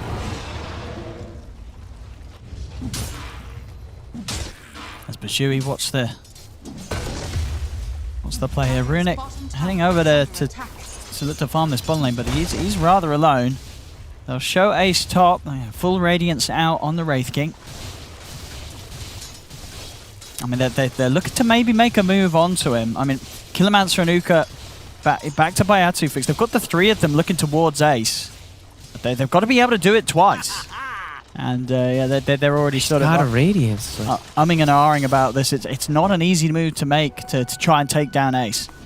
You might all die even too. Like if the Wraith King doesn't kill out the skeletons will probably kill the Shadow Shaman with the Radiance in part. Yeah, they're actually making the move themselves. Hellbear Smashers bringing the AA up top. Ace. I mean, he's going pretty in far aggressive. Up now. He is pretty deep. We'll see if the rest of the team's going to have time to get it to back him up. As burjui bringing in the numbers. Stormstormer's able to bots in from the side. Ace actually still alive. They're not even able to fully commit on him to take him down the once. I mean, there was 5 heroes there, but I guess they sort of panicked. They were scared. They didn't even want to hang around any longer than they wanted to. They didn't even try and finish him the first time. I mean, I kind of think that they all would have died if they did fully commit on yeah. Yeah. It was I think as soon as they see like the AA blast like flying over, they're like, oh shit, like this is not a good idea. Radiance burn is ticking us slow. If like a slight chain catches 1 or 2, those 2 heroes are dead. I think it was probably the right move for them. They're pretty limited right now on their moves that they can make. They got to be a little quicker too if they want to do that. If they can done it 5 seconds faster, then maybe. But because they pretty much had the whole team there. You know, if they're not able to make that move and do anything whilst the whole squad's around, it's not really going to get any easier for the bottom lane. Stormer steps up and excellently done there, coming out from the smoke and catching him just on the range of it. So Runic was not prepared for that to come straight out of the fog. Now they're getting collapsed on too. Shadow Shaman near dead. The arena is down from Uka. Is there going to be any follow-up though? Stormstormer turns with the Yule's Light Strike onto Uka. Uka and Cancel trying to finish off Stormstormer, but Stormstormer's off to the side and he's fine. He's out of there. Oh boy. More deaths on Burjui as a 2-fix. He's the last one left alive. They'll have no trouble cleaning him up as well, as it's triple kill for Ace. 18 minutes in, 18-4, 13k lead. This one's looking to be a little bit of a stomp. This one is pretty over indeed. Poor Uker, he gets his ult down, gets Yules, can't even throw his spear out because he runs out of mana afterwards. Just, yeah, disaster everywhere for the side of Burjui. As Hellbear Smashers, I mean, I love this, the way they set up their lanes. Like, it's very obvious, it's very standard way that you would set up your lanes with their heroes, but it's exactly what they needed to do this game. You know, that first pick Morphling, definitely super countered, and I don't think we'll be seeing that one again, but great preparation and great lane setup from Hellbear Smashers. Easy Roche here for the Smashers. Yeah, I think this has just been just such a crisp game for them. Like, I don't know what mistakes they've really made. It's just been clean execution, and Burjui they haven't really been able to do much of anything, I feel like. They fell behind after the laning phase, and it's been stopped at that point. And bottom now. Bottom. Stormstormer, he's getting got on, but he's still able to keep his cool set up onto Runic. Mass TP's coming in as Runic tries for the tower, but Stormstormer's even able to get the deny. Runic, he's trying for the TP out. They got anything to stop it? They don't. So they will manage to get most of them out of it. Atufix will still be found, though, by the chase from Ace. In with the Ray Fire Blast. This is bullying. It's definitely getting rough. That tower deny. One of those, that's just like, you're getting nothing. Sorry. Yeah. Absolutely nothing for you. As the recall's coming in, Gilger setting up a gank behind the enemy lines. Runic. He's going to turn into the Ember, use the chains against them. The arena is down. Along with the wards, they're going to have a lot of damage onto Stormstormer, but you're right, he's ready for a second round, and Runic, he's dead. Rasmus finishes him off. Here comes Stormstormer back with his second life. Laguna out to Uka. As Killermancer, he'll make it out of here. Cancel. He's going to be chased, though. Ace and Rasmus, they're going to have some further catch in a second. Ace is in. Cancel taken out again. 22 for 4. It is a rough one. It is a rough one. It is one of those games where maybe Burjui can attribute some of it to the bit of a peculiar way of drafting with this early morph reveal, as you know, Hellbear Smashers have definitely shown, you know, you can't pick this hero early against us. We will make sure that it has a very difficult game. And I mean, maybe they did overlook just how good the Coddle is in particular too, versus just how much pressure he can actually apply in the laning phase. Yes. And he enables the hero that he's with to apply the pressure too. I think this is something they probably overlooked a bit here. It's a complete disaster. I'm surprised they haven't GG'd out, honestly. There's no chance for them here.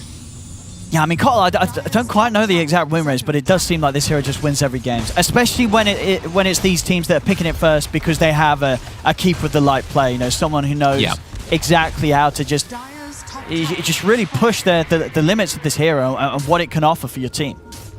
Looks like they're going to set up for maybe one more fight here, but no, they actually don't even have the mana. Ace is just getting goodbye, some one-shot points. Now Uker, they're trying to keep the tombstone alive, but now they're going to lose heroes. It's like Cancel. hits onto Cancel. Oh, it's getting messy. It's getting messy, ladies and gentlemen. It is... Rasmus is he want him? He's going to go for the spike chain. Yeah, he's going to keep going. He's going to keep going. He gets him. He's just going to watch from the side. He's even going to let Ace have it. Ace is in. Gets the kill. They're playing on, but... they're playing on. I can't imagine for how much longer. This one's going to, if it hasn't already, be quite painful here for Burjui. So JJ gave me this stat. Coddle is 56-46 with a 54.9 win rate in 7.28 at the moment. So pretty good. Oh, that's just across... Is that What was that? Pro games, or are you talking pubs? That doesn't sound like pubs. Oh, that was the number of games. Sorry. Okay. Yeah. That's It's, lower sorry, than I thought. I'll read it again. 56 to 56 and wins. Okay, and that's the 46 win-loss. losses. Yeah. Okay. Yeah. That's surprising. I guess that's across less all the than I thought it regions. would be. Maybe the win rate varies a lot regarding on the region. Maybe some regions, you know. Yeah, maybe. I don't know. I would have thought it would be higher. That's surprising. I don't know how popular. I haven't gotten a chance to look at every other region as much as I'd like to. So Yeah. I don't know how some regions just start copying, right? So that usually starts tanking heroes if it's super popular in one region and then everyone's playing it. But okay, that's interesting. Okay, we're seeing the smoke up. So they've got the big squad. They've got everything available. This is the GG smoke. Well, we've seen this many times in games that are stomped. You go for one final move, one final hurrah. Uh-oh. Oh no, that's not how you start it. That's not how they wanted to start it at all. Azuka's dead. Fix. He's going to be taken out as well. Killermancer. Oh, he's trying to get out. Bless him. He's not going to be able to do so. And Ace, he's in. He's looking for check cancel. He's looking for Runic. Oh my God, Runic doesn't even have his Manta yet. Oh my, it's 23 minutes. Can't even dispel the damn Vessel. Look at this poor guy. Yeah, he's just having a run each and every time. There's a blast coming over. Cancel will dodge it, but he won't dodge everything else. Out of the Yules he comes and straight into his death. 30-4, 28k at 23 minutes in. We have seen quite a few stomps here in the league, especially in sort of the lower division where you do have this big break between sort of the skill in some of these teams. This is probably the biggest, I think. In terms of just straight numbers, this is pretty hefty. It is, absolutely. But also, like, burjui, they don't have their mid player, right? So they don't. We've seen stuff like that have massive effects on these teams.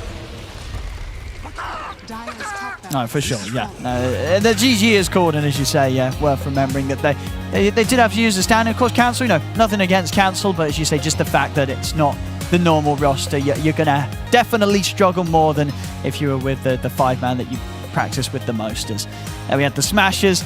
Definitely not a too difficult one for them at all, as it can't really start the series in a better fashion for Hellbear Smashers there with a very easy game 1 win for them, Fold. Yeah, that was, I mean, super clean. No mistakes. Just, they played their heroes. They played their lanes really nicely. They collapsed really nice. Stormstormer, he played his own game. He didn't react to what Cancel was doing. Applied the pressure. And it was clean. It was just clean and easy for them, really, around setting up those fights. I think the top fight was probably just where it all, kind of ended for burjui, where the Mars tries to go on the Wraith King. They turn, they lose 3 heroes, 4 heroes, and the tower. And then they just have no momentum. So tough game and back to the drawing board. Yeah, it really is. We'll see if burjui is going to have anything else up their sleeves in game 2, because otherwise this could be a continuation of quite a messy series. As this game 1, very one-sided, as Hellbear Smashers take the victory to start this best of 3 off. Yeah, thank you so much, Jody Pixel and Fog. That was that was a rough one to watch if you're burjui fans, but Hellbear Smashers knocked it out of the park. We're going to break down the first game of the series after this.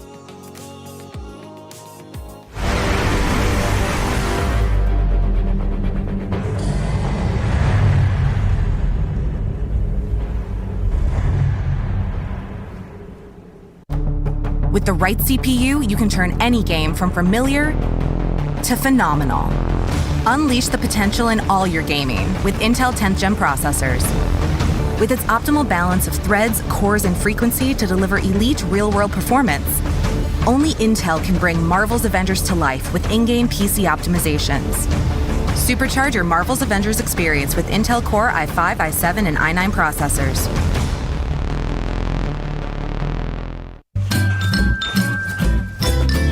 You ready? Huh? Hey, he's a good boy, huh? You ready? Huh?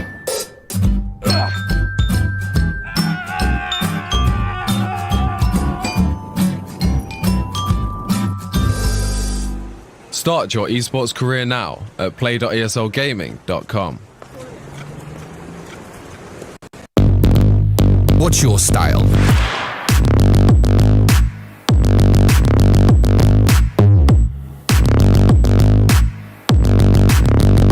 Get your merch at shop.com.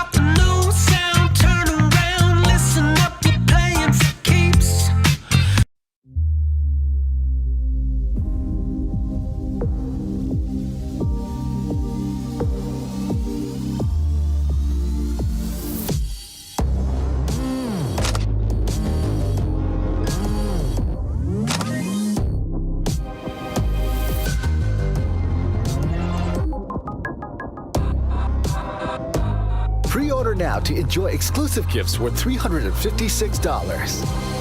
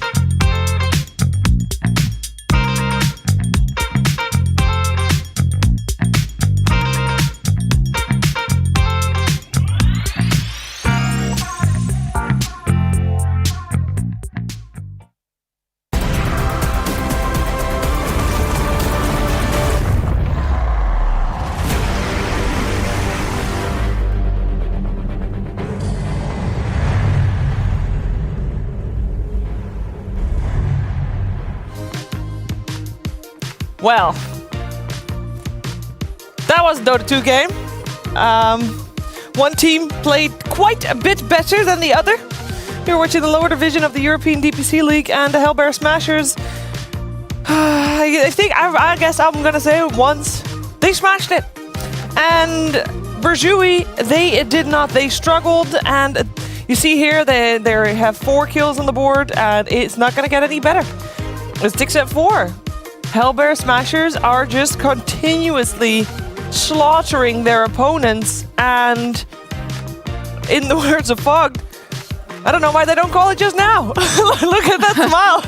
He is definitely not misery there. No, that is definitely a he happy could Rasmus. be called happy. Happy Rasmus there indeed. I mean, Moxie, this was a little bit of a bloodbath. Yeah, I would definitely say so. I felt like, they moved together very, very nicely. We saw some amazing ice blasts coming out, and like just the synergy with everyone together. They just couldn't get any engagements that went their way on the side of burjui, and then it just snowballed out of control. They just couldn't get themselves back in the game at all.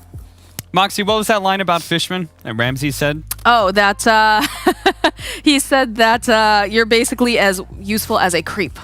Burjui look like a bunch of neutral creeps out there. Look like a bunch of Hellbears.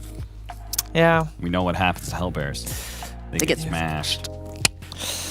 I mean, I don't know, man. That was pretty rough. I have to say that I appreciated everything that Hellbear Smashers did. They took the Ember Spirit, like, okay, we don't want to give them that free Morphling game. Where he just turns into an Ember Spirit. We're going to downgrade the Ember into a 3 position. As long as that lane went fine, then everything was going to go well, because I think the Lina was inevitably just going to win that mid lane matchup. That's just how it goes. You've got this Wraith King who is going to be free farming. And I think my favorite move the entire game was something that Rasmus did when he was level 5. I think maybe he died in the off lane, or maybe he just made a rotation after like the 5-minute bounty runes or something, but he rotated into the mid lane and he parked himself there while Stormer push down that mid tower. I think that is a very cool move because I think not very many core players are willing to move around pre-level 6. If they move anywhere, they're moving to hit neutral creeps. They're not actually trying to make plays happen. But Rasmus set up a play where Stormstormer's going, I'm taking this mid tower, guys. Like, I can win this. The only danger is him being ganked by the supports with Cancel coming back in as the Void Spirit. So Rasmus just plants himself there and is like, okay, we have 2 cores in this one lane. Stormstormer's going to take this tower real quick. Once you take that tower, Lena's free to go wherever she wants and gank wherever she wants. So, 30, 40 seconds of Rasmus's time enters into a huge advantage. Value. Absolute value. A lot of correct movements coming out from Hellbear Smashers. They played this game really well. Let's also find out what Brian has for us, what he picked out from the game.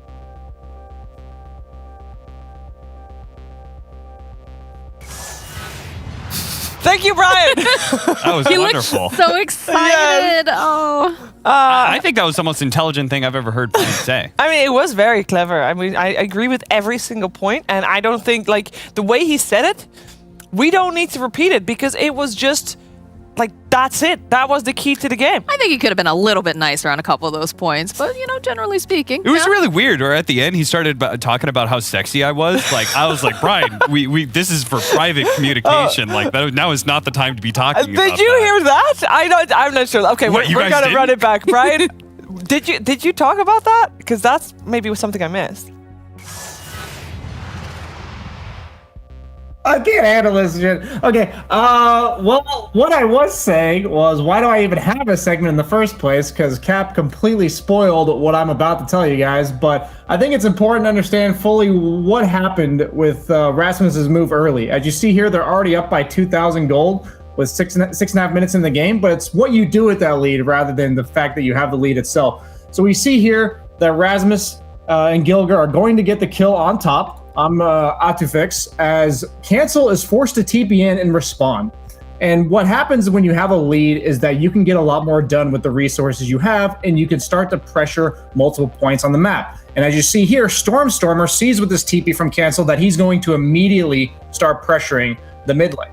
So when we go to the next clip, you see Rasmus's rotation that Cap was so nice to spoil for us here. And what this does is create another point of pressure for the Dire team to have to respond to, because as Cap said, Stormstormer needs this shield for him in order to be protected while he takes this tower, and this is going to force multiple heroes on the Dire squad to come and defend.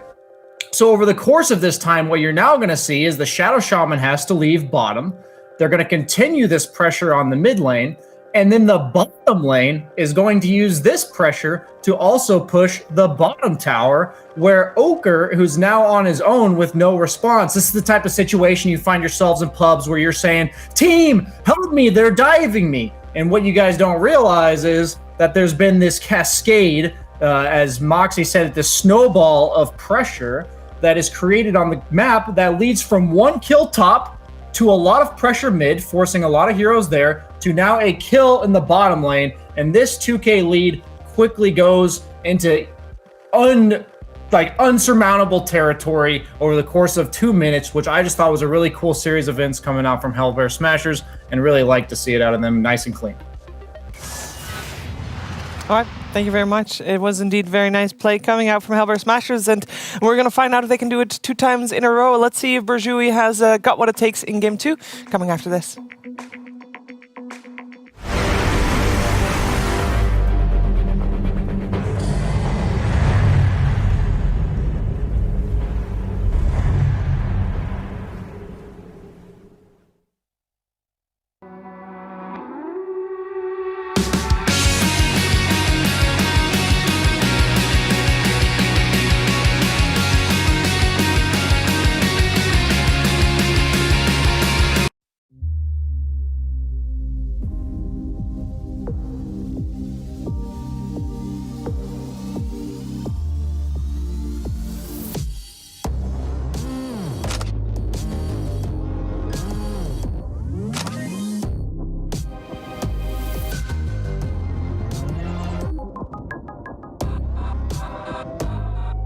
now to enjoy exclusive gifts worth $356. It's not like I have never been alone. But who do I listen to when making the decision to break a heart? And who do I listen to when making the decision to tear apart? And who do I listen to when making the decision to break a heart? And who do I listen to when making the decision to tear apart? It's not so hard for me to find another trick, another time. It's not like I have never been alone. Intending carefully to my heart, it's only us that comes apart. It's not like I have never been alone. But who do I listen to when making the decision to break a heart? And who do I listen to when making the decision to tear apart? And who do I listen to when making the decision to break a heart? And who do I listen to when making the decision to tear apart?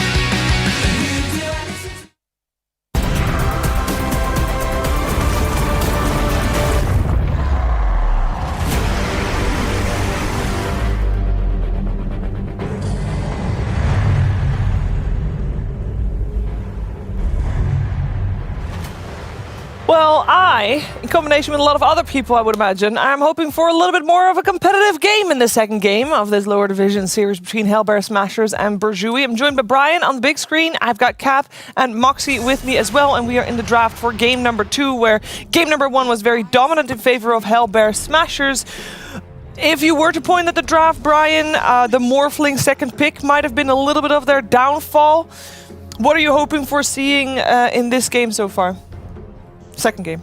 What I'm seeing a lot of teams mess up so far in these drafts is that they go for these 1-to-1 counters, but then all the lanes just get shoved into their towers. And like Morphling early, he doesn't deal with lanes all that well. And it's not that you can't pick these heroes that don't deal with lanes all that well, but you have to have as much lane push as the other team. Otherwise, what we saw in the clip that I showed you guys is just every game. It's like all 3 lanes are shoved into your tower, you're constantly responding to what the opponent's doing, and you just get outmanned, out-farmed, and like what happened was they have Coddle Ember. Like that alone is a ton of wave clear, and then they get the Lina Wraith King, 2 cores that also push the lanes, and then you have Void Spirit Morphling, 2 heroes that don't shove the lane as well as the counterparts in their lanes. So I just want to see less focus on 1-to-1 counters, more focus on lane shoving. All right. Well, I would add in the fact that they also drafted this Morphling as a gotcha to the Ember Spirit, and their lineup ended up being basically a single core Morphling. That second pick. So when Hellbear Smashers go ahead and spend the rest of their draft countering Morphling, doesn't look very good as the only carry. So, yeah, I got to agree with Brian, and that's probably a little bit of concern for him and for me for the Hellbear Smashers opening of Nyx Assassin Witch Doctor.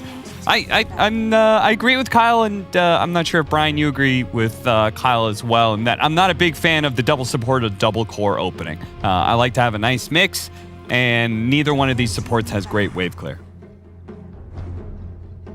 Yeah, that's a good point. I think with supports, as long as there's no clear-cut core picks against the supports, then they're fine. I don't hate dual opening with supports, like in this case, you do know it is the two supports, but they're both strong laners, and they're both good against kind of different things. Nyx is a good scout pick-off hero, while Witch Doctor's more of like a sustained follow-up hero. I don't have like a core that I immediately want to pick against these. With that in mind, that means to me that the support pick isn't super fragile or vulnerable to certain weaknesses. I think what I'd like to see coming out here from burjui is just more some sort of like aggression with like the mid lane. I like the Earth Spirit pickup. I think that's really nice because it's going to put pressure on other lanes, hopefully, you know. But also, like, I feel like Runic has never had a chance to get his foot in the door. I feel like a lot of the times that the lanes just start going really poorly, and then, you know, he can't even do the thing where you rotate to the top lane and you take that tier 1. He's just really been stuck in that safe lane, and I feel like maybe if they pick something that's going to be very active, I don't know. What do you guys think about that? Yeah, I mean, laning was certainly a problem. They picked up an Undying, and they weren't really able to actually fully win that lane. The only time they actually got a kill, I think, was when Cancel rotated in. Maybe they trade support for support at some point in time, but I just remember a 2-fix mostly dying a lot in that lane, so. Well, I'm assuming that it's going to be a kill monster on the Earth Spirit. I'm hoping that they are going to give Uker a hero that can do okay by himself to allow that aggression from Killmonster, from the Earth Spirit, to actually come out, because I think we all kind of agree that they are a little bit outclassed here too in terms of just players. And what is the best way to do? What is the best thing to do when you know that? It's not sit back and farm. It is go out there and get an advantage on at least one of the lanes. You know, make sure that one lane is very, very secure. And Disruptor picked up by burjui. Everybody knows Disruptor, good for when you're playing from ahead. So if they can make their mark on their safe lane, maybe have Earth Spirit start off there, that could be a start. I'm saying that hesitantly because I'm not entirely convinced. I mean, I'll just speak up. As a 5-position player, I quite like Disruptor right now. I can't really see why this hero isn't picked a little bit more. Just maybe there are supports that are slightly better when it comes to laning phase. I was going to say Invoker. Slow down, Misery. Give me a moment here. I was going to say I want to see the Stormer Invoker because I think it's a good answer to Wraith King on multiple occasions, right? They've already got Nyx Assassin mana burn. You throw in a Quaswex Invoker in there, you've got full mana burn coverage. That Wraith King's going to have a hard time until he gets the shard. On top of that, really good kiting mechanisms against Wraith King, just through Cold Snap, and Ice Wall, and Tornado, and all those fun things. You know what Disruptor doesn't do, Cap? What doesn't he do, Brian? He doesn't push waves, Cap. That's why a lot of people aren't picking him in the 5 position. Like, yeah, Thunderstrike's okay, but if you compare him to like Coddle, even Witch Doctor, whose cask is really good at doing it. Now, this is a hero that does push waves. Pangolier used to be pretty bad against Invoker, but ever since they gave him his Ag Shard, it allows you to still get your roll off even when you're locked down by these continuous disables, such as the Cold Snap. So I do like this hero a lot more against Invoker than I used to, but I have to imagine against Nyx, he's going to struggle a little bit. A reliably carapaceable spell coming out from the Swashbuckle. So I don't necessarily like their lane setup so far. I think Disruptor Wraith King is relatively weak, and Earth Spirit Pango is relatively weak as well. And I think if Pango's mid, it'll also suffer a bit against the Invoker. This is an Uker specialty, though. This is like supposed to be his hero, his signature. So maybe, you know, he's just feeling confident enough, or perhaps they just want to give him something that's a comfort hero. So that will allow the Earth Spirit to perhaps roam around a bit more? Yeah. Maybe he like blanked out for the last hour. So that's why he does have confidence. Yeah. You know, because I wouldn't have any confidence after that game 1. But savage. Good for him. Brian also doesn't know how I use Static Storm. So that's fair. If he's going to say Disruptor doesn't have any wave That's fair. clear. That is a pretty decent wave clear. That'd probably kill an entire creep wave. Yeah, it's every 70 seconds. No also, with the shard, you can now steal the kills, the creep waves, from Pangos as well, or Earth Spirit rolling in. That's really good. You put it on your teammate. Yeah. The moment they come in contact with creeps, you know. Yes. Stealing assets. Definitely. I tried that chart. Not impressed. Let me just say, not impressed with that. Maybe when you get level 20, you get the extra, if you get that talent, the Thunderstrike charges, and then you can get it that late. Like, maybe it's good. It's interesting they picked Tidehunter. I think that's more of like an overall game game where they're like, okay, we like Tidehunter versus Wraith King. When it comes to specifically team fights, Disruptor and Pangolier both offer disables that can get Tidehunter killed, right? Normally he likes frontlining because he's like, you can't go on me because I'll just cleanse off a disable and get off Ravage anyway. Disruptor and Pango both offer AoE disables that you can't actually get rid of. That being said, I think Hellbear Smashers are really just looking for a hero that's going to lane fine against Wraith King and also is just a general team fight like Aura Builder that BSA was talking about from last game. We heard Moxie mentioned the Ace Ricky game that they had at the first game of the league. That was really, really good. Can Ricky fit into this draft still or no? Brian. I think they need a hero to push buildings like in the game for them. So I don't necessarily love Alacrity Ricky. There's a lot of carries that I would prefer to have, such as the troll that they already did ban out. Their stuns on Burjui so far are relatively lackluster. I would prefer something like a Juggernaut, just some building hitter that is relatively survivable against what we see. Maybe a Midas Boots of Travel Jug. You never know. 10 seconds remaining. There's Lycan still out there as well when you want a real building hitter. I always kind of like that against Wraith King because another source of mana burn, but then you can also just ignore the Wraith King, kill all his allies. So what about Disruptor glimpsing you back, right? Kinetic Field is actually the most annoying thing, I think, for Disruptor. Because, like, offensively, you glimpse back the Lycan, but all his minions just gobble you up anyway. Kinetic Field can be a little bit more powerful as, like, an AoE control device against that hero, but I'd still be okay with it. What else? What else is left? That is what Burjui is wondering at the moment as well, because they are looking for a ban. Still got 30 seconds in their bonus time. What does Burjui themselves need? Terrorblade for Hellbear Smashers. No, they ban out the Ricky in the end still. The overall last pick will go to Burjui. I guess we are looking for cancel hero still. Yeah.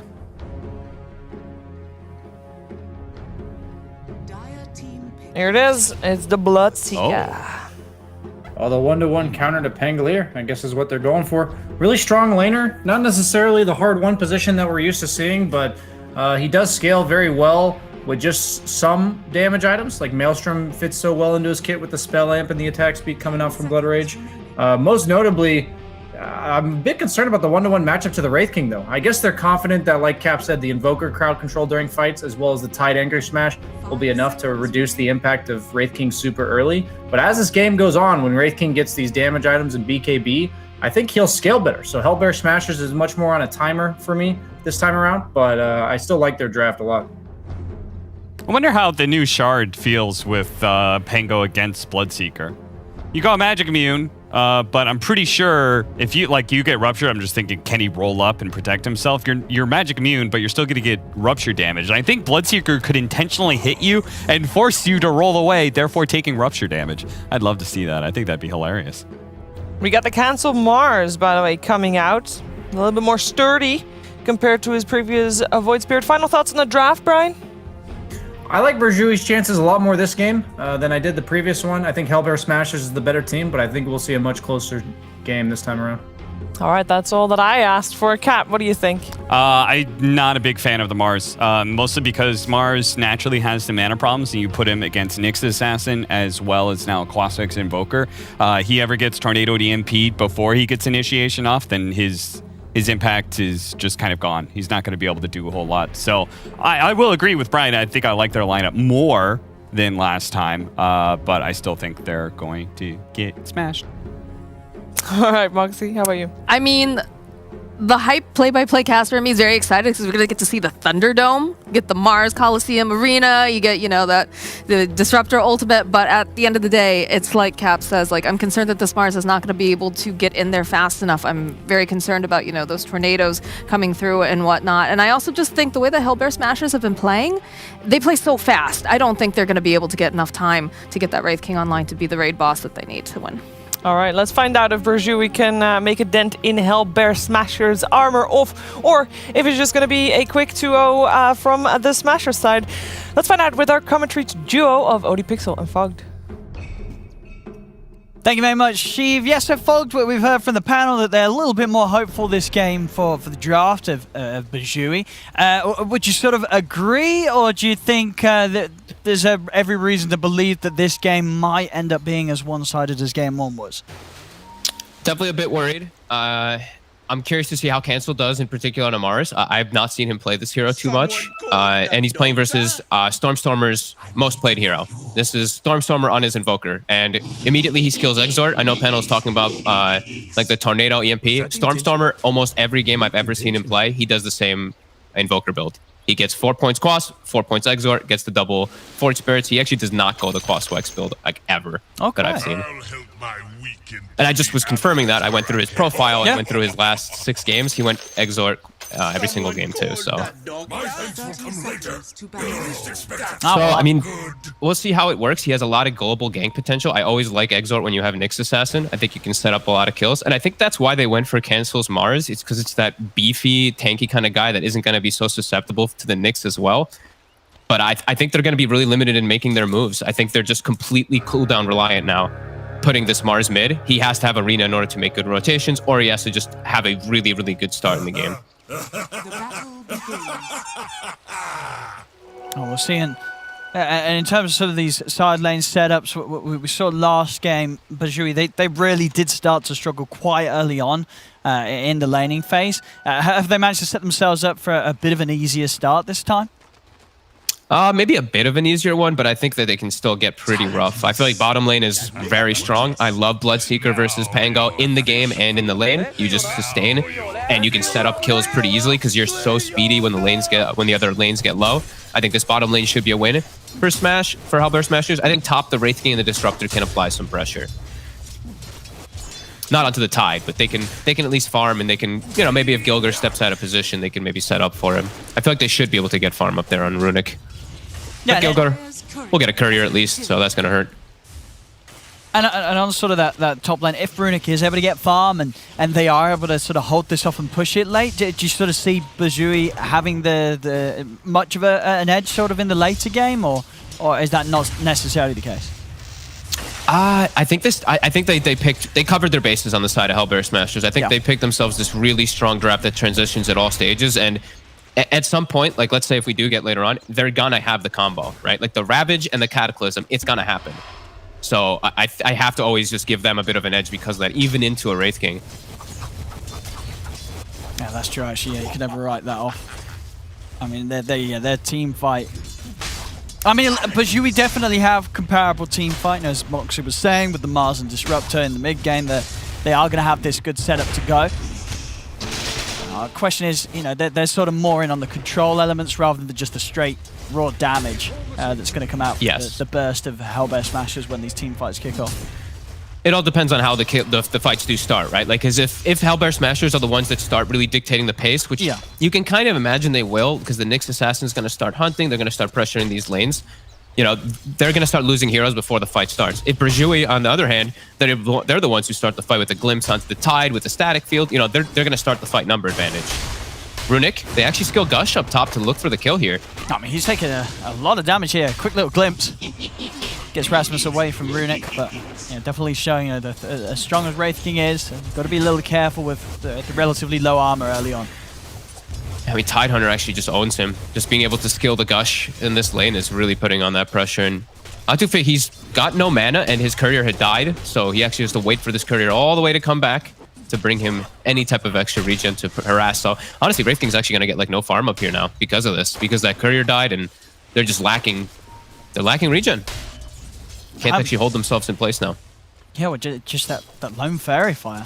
And of course, what level is he on the heal at the moment? Yeah, just level 1. I mean, that's not going to do much at all. So, yeah, very tough times for Runic whilst he waits for that extra deliveries to come through. Now we're seeing down bottom. Ace 14 for 3 against the 12 for 2. So Uka definitely finding quite a solid amount from this lane. But at the same time, of course, not quite being able to slow down Ace's farm. So Ace continues to go pretty uncontested. Mid lane, we're seeing Cancel have a bit of an edge here. I guess this is sort of expected, you know, as the Mars early on with the superior nukes, he's just going to be able to set up the wave a little easier. Yeah, the base damage on Invoker. It's like now he's got the level 2 Exort. Once he gets level 3 Exort, it's going to be much easier for him. But I've seen Cancel, I think that's the second Forge Spirit I want to say that he got kills onto. So just have to be a little careful on Stormstormer for those. And this Exort Invoker, it does pose threats to the side lanes a bit too. So I think that's why they're being a little hesitant. Sunstrike can definitely catch a bunch of these heroes off the mark. Yeah, this top lane for sure, right? As you said already, yeah. The aggression that we've seen Smash be able to come out with, the gush into Gilga just stunning. I mean, that alone is a lot of damage, and you throw a Sunstrike in on top of that. Wraith King and Disruptor have got to be very careful on this top lane how low they do end up sitting. So much blood. Yeah, I'm actually quite a big fan. Like, I should have expected, honestly, from someone like Rasmus. You know, Misery, he understands what he wants to do in these things. I've seen a lot of times they're just like, oh, Kraken Shout's so good versus both heroes. I'm getting harassed. But this Gush point, it's so valuable because you just have the mana as a tide anyway. And yeah, Wraith King, we've said it like ad nauseum at this point. 2 armor at the start. You're very vulnerable to that. We see also Gilgar. He's already prepping for the later stages because, you know, they've done well in that top lane, but I think they know that they're not just going to smash it. He's starting to get some stacks started for that Tidehunter. I'd imagine on his own, Rasmus isn't under too much pressure from these two. I mean, can these two look to try and go on Rasmus whilst Gilga's away? If he steps up too far, perhaps, because they have good chase with the low cooldown on Wraithfire Blastoise, and they do have a Glimpse Guild, so perhaps they could look to punish him. He does have a point saved, though, so I mean, he could just skill Kraken, and then he's probably just fine. Oh, that's true, actually, yeah. I mean, he's definitely holding it for that sort of exact situation if he feels that they are going to get aggressive on him. So with that in mind, yeah, definitely not too easy for burjui to do anything about it. They're thinking about it, though. They're going to try. Okay. Let's see if he does skill the Kraken. He does immediately. I like that. That's so heads up. I love that. Like, just seeing him, we can just see that development happen. As mid, Killomancer. Level 2 Maledict. I mean, Tofu's coming in with the punches. Killomancer. One more hit and he's probably dead. Yes, he is. I mean, Tofu will die for it, but he won't mind. Guessing he gets the solo kill. At the same time, top lane, they get the job done. Rasmus and Gilga, they're able to kill off the Wraith King, and as we saw, obviously the Sunstrike was thrown in mid. There wasn't even a Sunstrike involved there. That was just the 2 heroes being able to kill Runic. Maybe, I guess they had the Orb of Venom as soon as they went up there. 3 Anchor Smashes connecting from Rasmus. The Orb of Venom, they're just, it's a pretty threatening lane up top with this Tidehunter because of that Gush. I like it. She bought him. They're going on Ace, but here we have the cast scan, the Maledict down onto Uka. Ace just standing his ground. He's still got 1 charges to rely on. So he's not too scared at all. And Uka, he's going to end up dying to this Maledict. Again, Tofu just, you can't underestimate this damage from that Maledict to this early stage. Oh, and Killomancer too. He puts the ward down so he does see them at least. He'll be able to scurry away. Maybe they get the D ward now because of that. Actually, Gilgar, he'll just TP toward top to help out. Make sure Rasmus keeps continuing to get this farm. And he's actually going to be able to get the Ruin as well too, so Cancel does not find that to fill up his bottle. Very nice moves from Gilgar. Unfortunate there from Cancel, spending that time away from the lane. And Storming out, really starting to take over in that mid when it comes to farm. 30 and 12 against the 25 for 2. Cancel's going to fall behind a little bit in levels. Yeah, and he's doing the standard build. He's going to be doing the Bots Midas build on that Invoker, as we've seen him do many times in the past. We see again down bottom, Tofu just pretty much single-handedly bullying Uka away from the wave. As Uka falling low yet again, and how is he for regen? He's totally out of regen, Uka, so just spend some time away. Close. Very close there, but not quite. He just walked up into the creep wave. Wait, I thought he was out. He just walked literally into melee range of the Tidehunter and got Anchor Smash. He was trying to keep the wave out of the tower range, but I mean, he just literally gives a free kill because of it. I mean, Gilga dies in return. So Okay. Something. Maybe but, worth it. Yeah, well, maybe. Rasmus, he's going to be happy. He's got level 6. He's got a full Falcon Blade on the Tidehunter. It's coming out on the Nyx Assassin. He picks it up. So, I mean, mana regen is going to be there. He's going to be tanky. He's going to be really strong to just threaten and pressure this tower. They kept the catapult alive this whole time, too. Nice. And there it is. Yeah, some very heavy pressure for sure. Again, all 3 cores farming incredibly well. And, I mean, looking at the levels, too, it's the supports are just slightly ahead, too. And we're seeing the rotations start happening now. Cancel making the first move. Yeah, they've got to find something big with this. Ace would be a pretty perfect kill. They've got this one for sure. Arena down. Exactly what they needed here with that first move from Cancel. He has to immediately run back to mid, though. He actually can't stay. As the Sunstrike up top will be off the mark. Yeah, he has to go back mid to ensure that this tower gets defended. Already a 3k gold lead. Okay, tipping between 2 and 3k for Hellbear Smashers, just off the lanes. And there's Catapult is still alive top. They've kept it alive this entire time. They're even going to bring Ace up top to continue sieging this. The Catapult's going to survive. I mean, Runic this whole time. Got to be careful as well.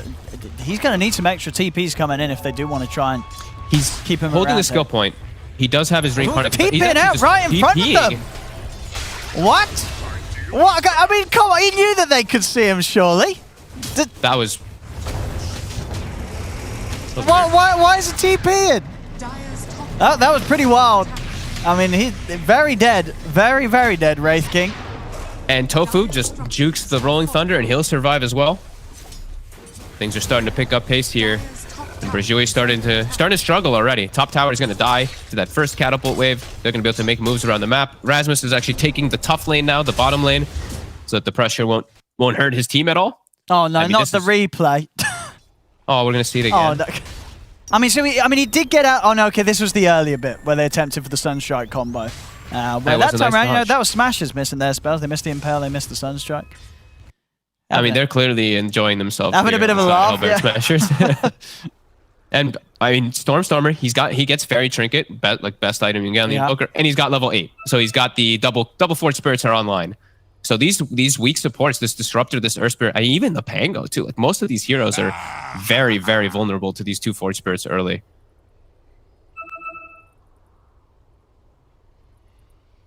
Oh, it should be good to get things back in action. Where are we seeing Runic head now? He's going to head down towards the bottom half of the map. Still, of course, a very long road to the Radiance. And also, I mean, he's heading into Misery's domain, where Misery has been dominating him from the start of the lane, and now he's going to go right back into his face. True. That does not seem very nice for him. And he's still got the Ravage, of course, didn't he? Oh no, we're watching it top. I mean, was he fully behind the tree when he went for the TP, or did they clearly see him all the time? Did he think he was hidden? I think he thought he was. I think they clearly saw him. I think they had the angle to see him from. Yeah, like if you look at that kind of angle, I'm pretty sure they had seen him, but that was just weird. That was. I mean, it's gonna hurt. I think he was just panicking. You know, he's like, "Oh my goodness, I'm gonna die." You know, he just sort of attempts for a TP out and hopes for the best, but yeah, they had the that was with vision toggled, said JJ, so they could absolutely see him. Yeah, and it's actually. At least it's fortunate that Gilgir clicked Mana Burn on him, though, so he didn't actually lose his ultimate. So he died instantly. Yeah, that's true. That's probably a better situation. But yeah, he didn't burn the cooldown of Reincarnate. Yeah. He would have been guaranteed dead a second time. Dude, Gilgir's just got fluffy hats queued up. He's got one and he's got another one queued. I think Gilgir really likes the fluffy hat. I mean, he got 2 last game, right? He got 2 last game. Am I missing something? Like, why are people buying so many fluffy hats? What the heck? I mean, it's... If you think about it, right? Let's do a comparison. So, infused range drop, right, is essentially plus 120 HP for 200. Well, they're making a movement, so Stormstormer. Just a quick maps later. Ravage out onto the 3 of them. Stormstormer's getting protected. They gets the Sunstrike out, but he does go down. Maledict down onto the 2 of them. Cancel and Killermancer in trouble. Tofu keeping them healed up as well with the Voodoo Restoration. Killermancer will tick down to the Maledict. They get a good angle here with the Rolling Thunder, but not quite enough damage, as now they've got to run. Bloodbright down, and 2fix. He's going to get clipped by it as Ace is diving in. Won't continue to chase though, so our 2fix is going to be able to get out of there. And a glimpse? they've got the control. Have they got the damage? Rasmus, yeah, they certainly do. They'll bring him down. Runic also able to come over the Wraith Fire Blast, and Impale from Gilga holds back the Wraith King. Tufix dodged the Sunstrike as well. Runic still trying to chase here. Stun up in 2. They've got Killomancer right behind too. Let's see what they can do here. Another great stun from Gilga, putting a stop to that chase from Killomancer and Runic. It's allowing Tofu to continue to run. Gilga, Carapace out. We've got 3 heroes after him here, and they will grab him. Glimpse back from a Tufix. As Gilga, he makes them work for it. Another great stun. But this time around, there's no escape for him, as Gilga will finally go down. Decent punchback, at least. They stop the gold lead. They get themselves some nice experience, too, on their supports, which they much need. And they stop the push. So pretty decent. And now they're looking to actually continue this pressure down here. This seems a little bit ambitious. Yeah, they'll back away. Not bad. And they kill Stormstormer. So they do slow him down a little bit there with that. Nice ult there from Cancel. But no, yeah. Let's see if Killomancer with him. He's not going to be able to set up on this. But no, if you think about it, dude, Fluffy Hat is just a more cost-efficient infused raindrop, right? You know, it's 125. But it's a slot that you don't. It's a slot though. Like Raindrop disappears and it gives you mana regen constantly. Yeah, but Fluffy Hat you're also going to be selling and getting half the money back. So it's costing half the price of it. So it's a 50% discount on Raindrop. Sure, you don't get any mana regen, but who cares about 0.8 mana regen? It's nothing. And it doesn't burn through. You don't lose it. And you know, what else is he putting in his slots at the moment? He's been as slot efficient as he can for this stage of the game, you know. I mean, that's fair. That's fair. I've just been seeing it so much, like these double fluff. That's really cool. Really interesting stuff going on in this Dota lately. Mid. Still keeping the pressure on here. Killomancer, he's going to turn. Cancel does get the arena down. They've got the Static Storm follow-up onto the 2 of them. Stormer, he's in trouble. They take him down. They'll also look over towards Tofu. Tofu, can he live with this heal? He cannot. The magnetized damage from Killomancer enough to take him out. They'll glimpse back Gilga. And they go, and they set up for a third here on this defense. It looks like they may just be able to do so. Spears out from Cancel as burjui, they're holding the mid lane. Yeah, I mean, this trio right here, the triple ultimates on their team just nicely holding every time Stormstormer shows. And there we go. Some space for Runic to farm. He did get pressured out of the lane, actually, though, on the Wraith King. We did see Rasmus laning toward him down bottom and does make him go back to base. But nice hold. Keeping this mid tower alive as long as possible. Now, though, I think this is where it does die. They used all their ults. Stormstormer, he's going to commit forward with alacrity. Yeah, very tough for them to hold this time. Yeah, this is going to be a very strong push. See how much they want to hang around here. As you say, maybe just trying to slow them down a little bit. Continue to give space for Runic to catch up. Did you read the Fluffy Hat text, by the way? Some nice alliteration going on in there. Fine and functional foppery for the fashion-forward fighter. What on earth is foppery? I have no idea. I thought that was something rude. At first, but then I read foppery. No, I gotta look it up. I'm gonna look it up right. What is it? What is foppery? Foppery. Is it a noun? Okay, effective. That's not a and word. Excessive concern with one's clothes and appearance. Sorry. Uka. They're getting taken out there by the combo. Foppery. Foolish character or action. Interesting. Never. They just made up that word. I think Valve paid off. I just found the definition. Yeah, that. Foppery. Well, anyway, in the river, Gilga. He's on the run. Nice juke here, but he's going to be dragged back. Oh, spear off the mark. Allows Gilga to get the spike Carapace off. They're going to have to drop the Static Storm. He's just walking away. He's fine now. No. Little off there with the combo. As Gilga's just toying with them. They won't be able to kill him this time. Okay, well, that was a bit of a miss there by Cancel. The next glimpse, he's dragged back again? Oh, this time he gets the job done. Cancel. He comes back to rectify his error from earlier and will get the kill. Redeemed. Definitely redeemed. A little bit of a Static Storm waste there from Tufix trying to get that kill. So they won't have that for the next 50 seconds, and we'll see how they split themselves up. Still looking to be a little active. It's 15-minute mark coming in. Ace. Oh, Cancel. Still got the ult from Cancel. Oh, he doesn't feel confident. With Ace being as speedy as he is. Killomancer's able to get in and grab that bounty rune. He looks pretty dead now, though. He certainly does. So they'll let the kill go the way of Ace. More glory for the Bloodseeker as Ace halfway towards his BKB. Over on the side of Burjui, what have we got coming soon? Kilomancer's got the Veil done. Very nice for, of course, buffing up the overall output of his team. And Runic is getting the space. 3k towards the Relic. So he's slowly getting himself back in the game here. Yeah, not too bad. As Gilger continues to just scout things out, give some information for his team. I mean, Rasmus is... I'm watching him and wondering what he's going to actually build for. Because he is unbelievably he's got a lot of money. farmed. That's true. I mean, he's got the hood queued up, but he may be tempted for something else. Oh, he's going to buy a Vlad's. All right, so it's nothing crazy. First queued up, and then he switched to hood, and then now he's okay. I mean, Vlad's, yeah, certainly makes sense, right? You're going to have this Bloodseeker going crazy in the fights. That extra bit of lifesteal for him is going to really allow Ace to just continue to fully commit and stay pretty confidently at very high HP. It's just value. It's armor, it's damage, it's lifesteal, it's the AoE lifesteal too. And Erasmus now at this point, 1835 HP. If he gets glimpsed into Static Storm, like they're not going to kill him in these Static Storms. So he's gonna be tough for them when he does show up.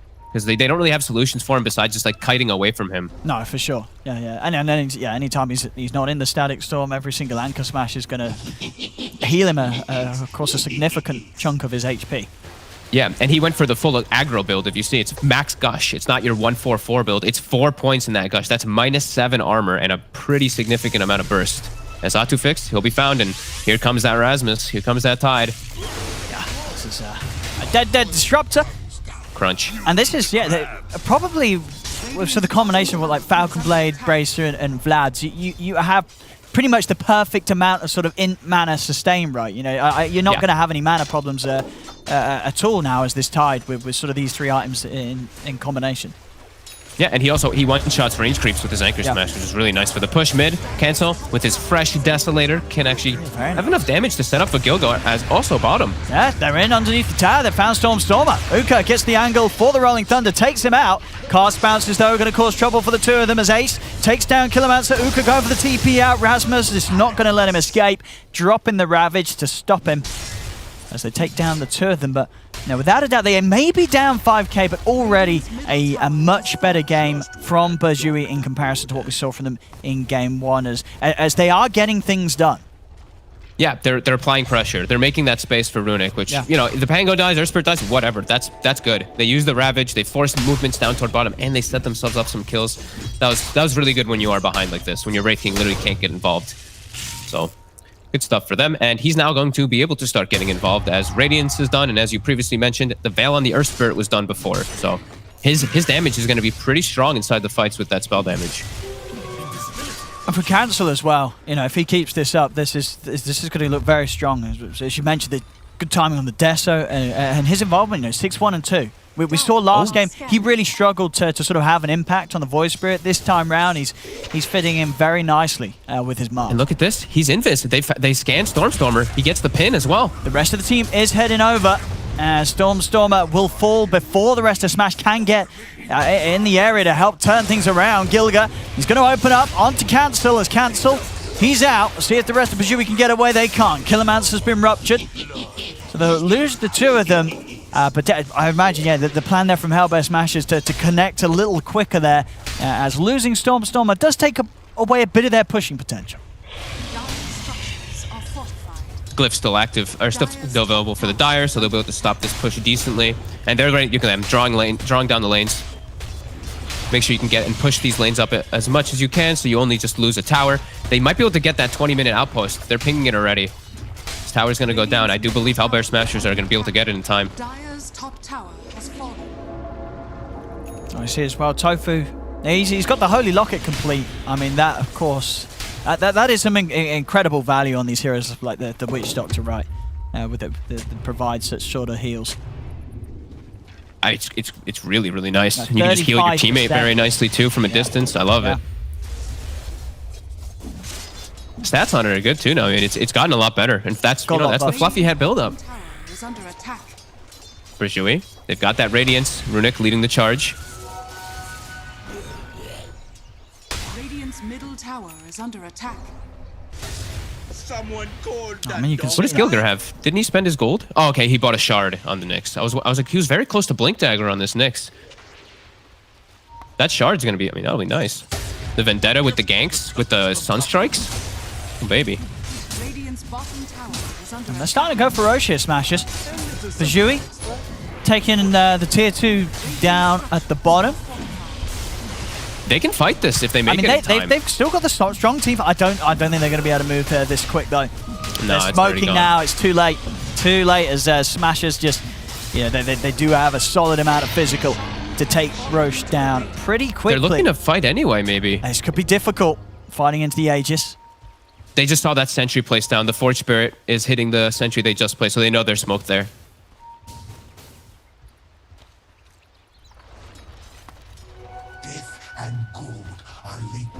Cancel. Smoke dispels, he knows they're in the trees. He's got to be careful how he initiates. Cancel's still pretty susceptible to just getting burst down. If he does just walk in and start it, they have to get a better start rather than him just stepping in.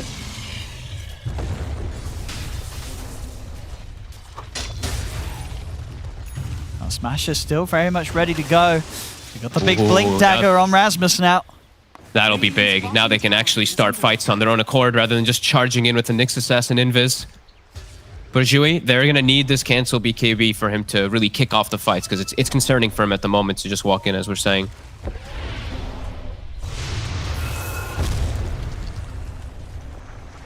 Starting to get quite a bit more on the map here, Smashers, as Gilger is giving some information. He's scouting, looking for an opportunity for this Sunstrike setup. But burjui, they're playing together. They're playing cautious. Radiant's middle tower is under attack. Yeah, maybe down 7k, but again, just much more sensible play here from them in comparison to what we saw in the first game. Making sure that they could do whatever they can to just allow Runic to continue to slowly progress his farm.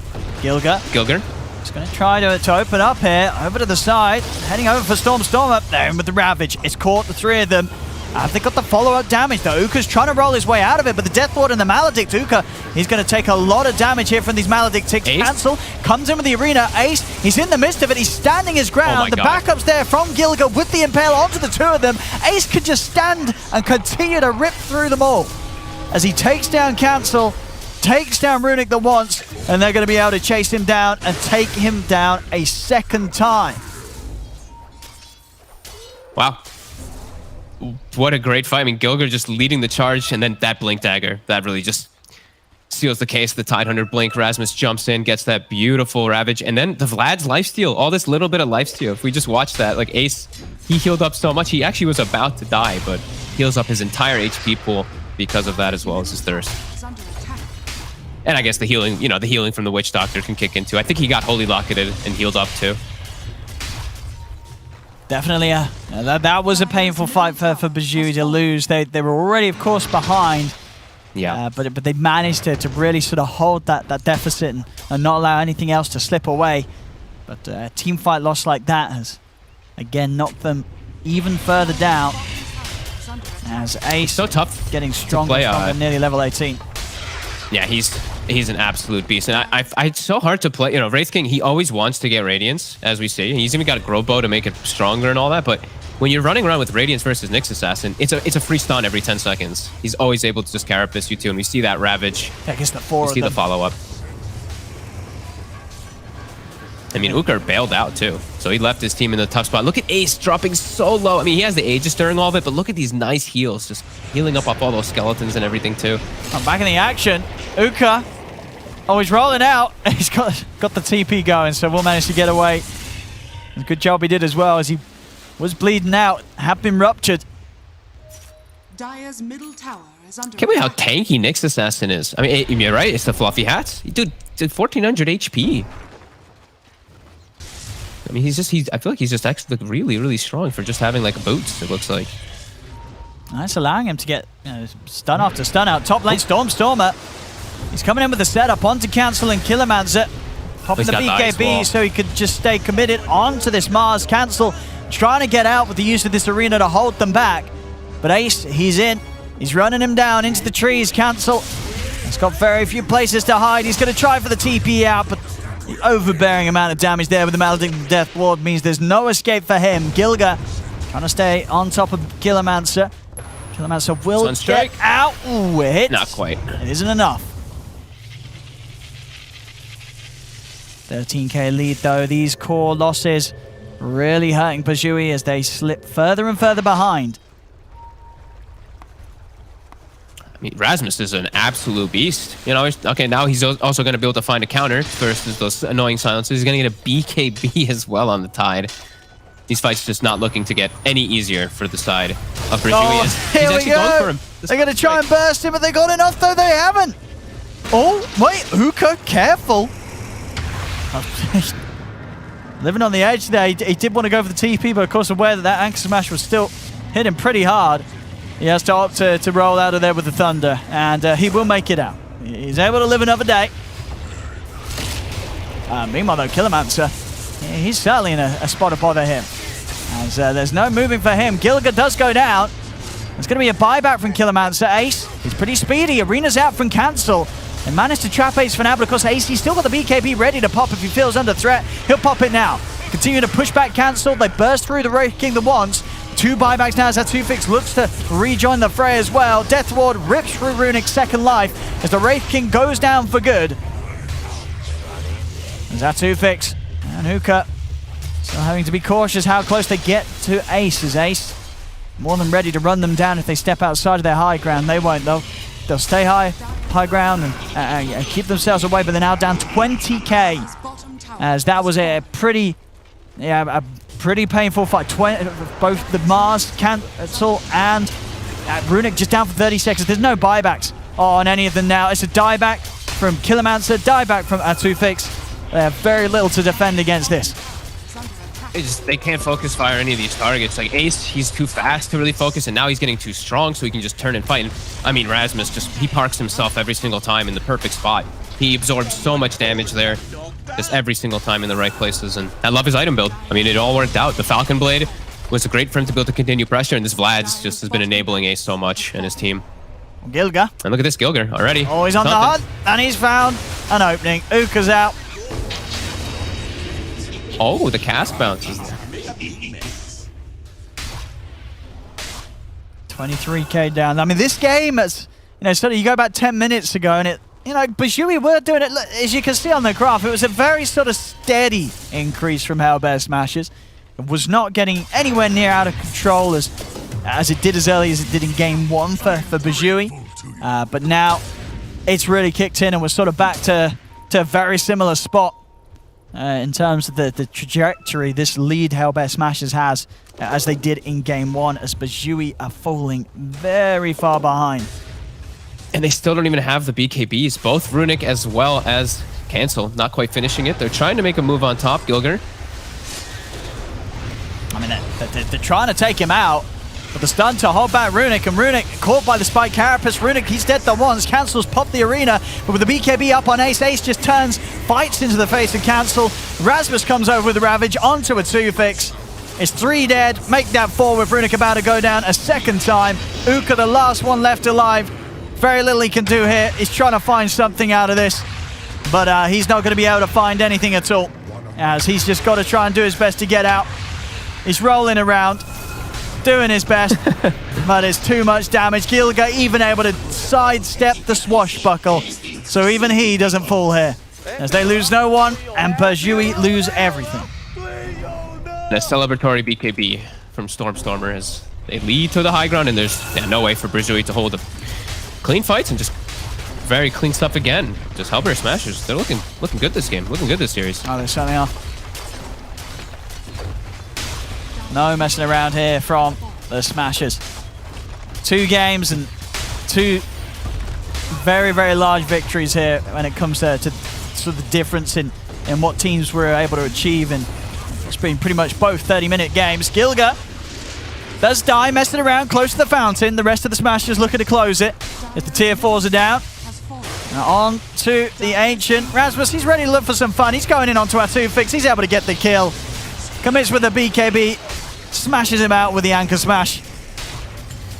And as the Ancient will fall, we can expect to see the GG soon. Cancel's trying to put a stop to this, but Ace is just BKBing and ending the game. He's done with this one. There's a smile there on Rasmus, as indeed this series for Hellbear Smashers, a relatively simple 2-0 for them, as they certainly did show that they were on another level compared to burjui here. Yeah, big fan of the drafting style that they set up in both games, and just it seems like they didn't do anything like super complicated, right? I feel like they just played this very clean, straightforward type of Dota. Like their draft, you can understand what they're going for with it, and the way that they itemized and the way they laned and everything, it was just all smart. It wasn't anything tricky. Like, you know, you look at OG and you're like, the hell are they doing with this 5-core kind of draft? This is just very straightforward from Hellbear Smashers. Just a 1-to-1 kind of counters, good team fight, good pressure, and just the way that they moved around the map. They didn't really give any space to burjui to catch back up. This was good stuff. Good stuff to see from Rasmus and the boys. That was indeed, yeah. Hellbear Smashers themselves making this series look rather easy and making themselves look very good now with this 2-0 against burjui. 2-0, well-deserved for Hellbear Smashers indeed. Let's break down the game, break down the series, talk to the winners after the break.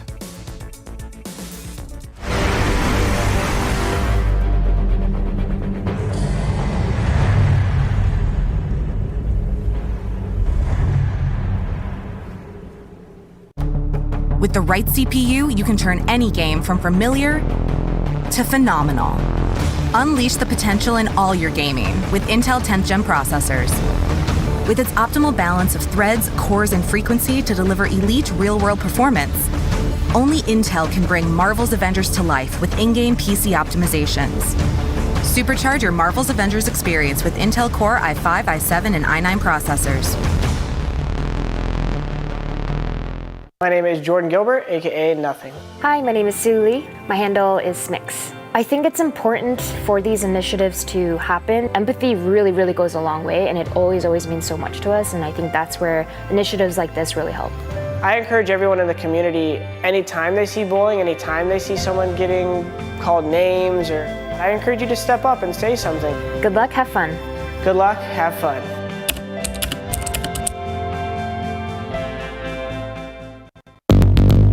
What's your style?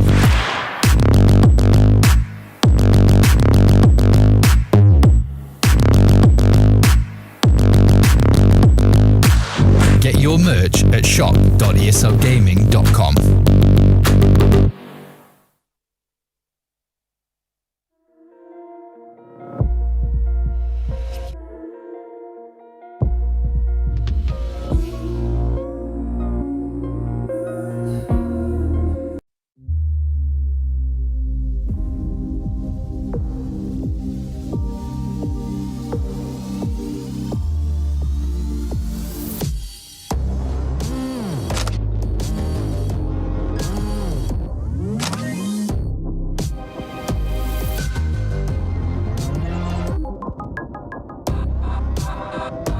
Pre-order now to enjoy exclusive gifts worth $356. Stay on my good side and there's no need to be afraid.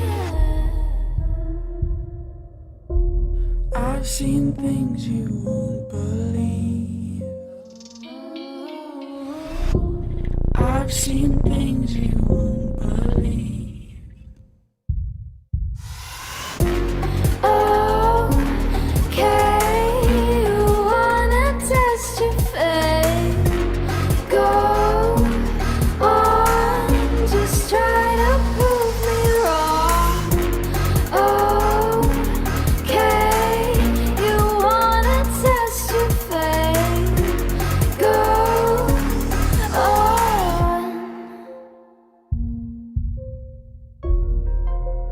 Come with me, babe, and I'll show you where the demons play.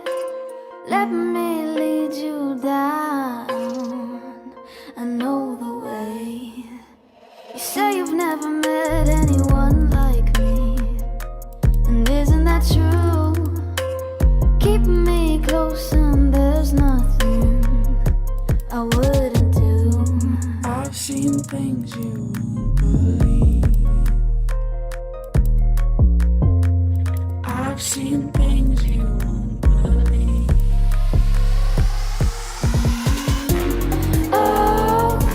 Okay, you wanna test your faith? Go on, just try to prove me wrong.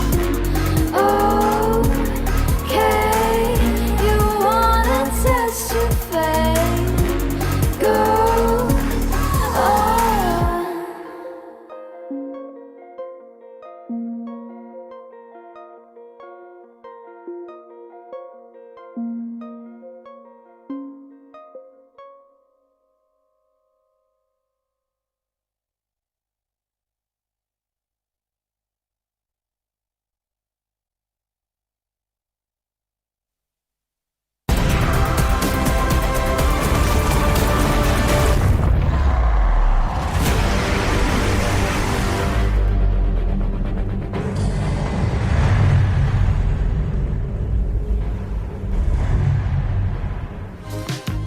Definitely a more even game than the first game of the series between Hellbear Smashers and burjui. Still going the way of Hellbear Smashers, though.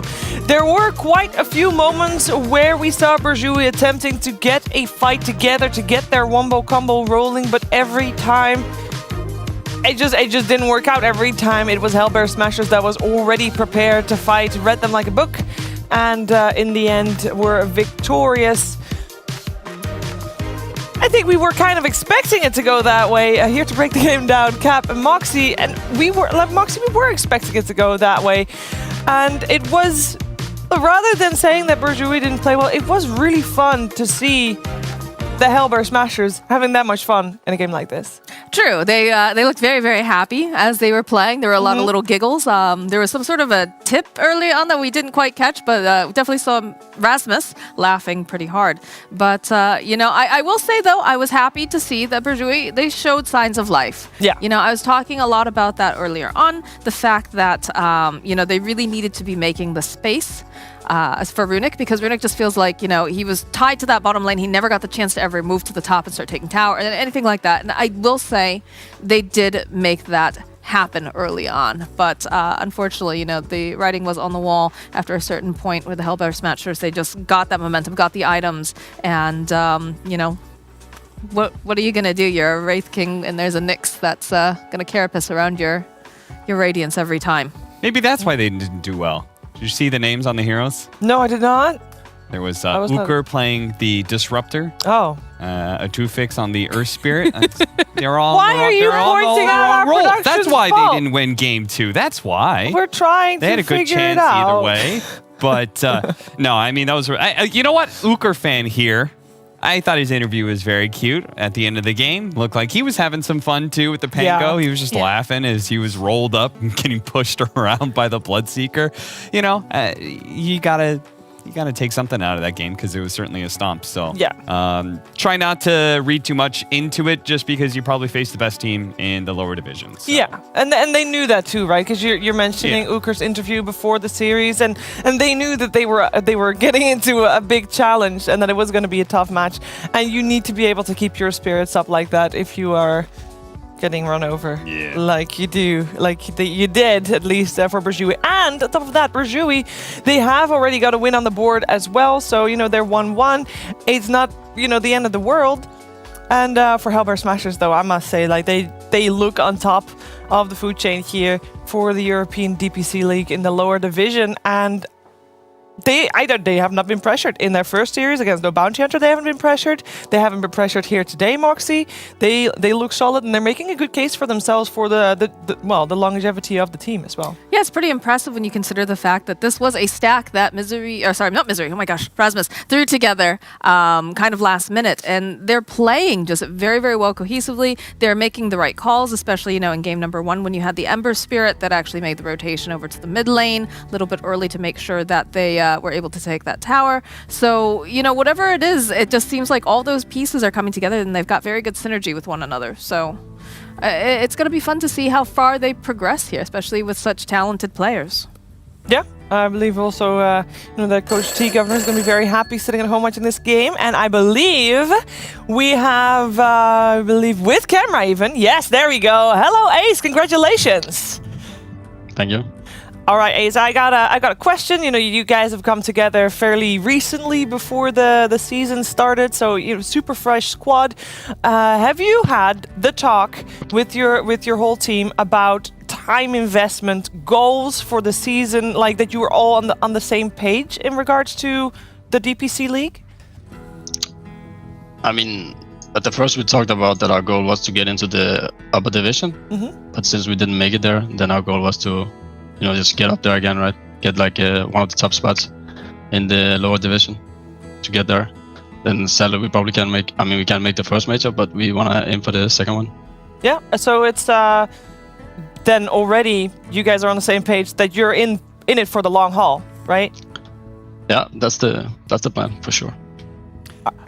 You know, Ace, current events aside here, that series, you guys kind of stomped Burjui. I actually wanted to go back into your history a little bit. I know that you've been playing for a long time now. In fact, you used to play with your brother Link, but I saw that you played, in order to get a beta key into Dota 2, you played a 1v1 against Crit. Can you tell me about that? I didn't know that. That's true. Yeah, there was this 1v1 tournament about, that was a couple, right? And if you want them, you get a beta key for Dota 2. Yeah, we both played and we both got to the finals and met in the finals. And as I remember, I think it was like BO5 when we won mid, right? And we got into the 2-2 game, and for the final game, you know, it was 2-2. And then I won, and that's how I got it. And then you actually got 2 beta keys, and I gave the other one to him. Anyway. That's so wholesome. Was he gonna do the same thing if he won? Probably. That's what family is for. I have a question that's similar in the line to what Shiver was asking earlier. You know, you are a fairly new squad coming together. My question is just like, how much does that play into like the roles and the shot calling in game? You know, is it one of those things where you trust each other? If they say go go go, this is time, you guys just go in blindly, or is there like a little bit of hesitation sometimes? Like, no, I don't think that this is the right time, or whatnot. How does that all work? I mean, I guess right now, like, there's a lot of people making calls, but we talked about overall, if some call is made, we should just try to like follow it, you know, blindly, and then we'll see how it goes. Like, we will talk after the game if the call was bad, right? But if everybody follows the same call, it usually makes the call like a lot stronger. And just overall, Missouri makes a call, he's the captain, right? We should also just, he has like the final call, you know? Makes sense. So we'll just follow it.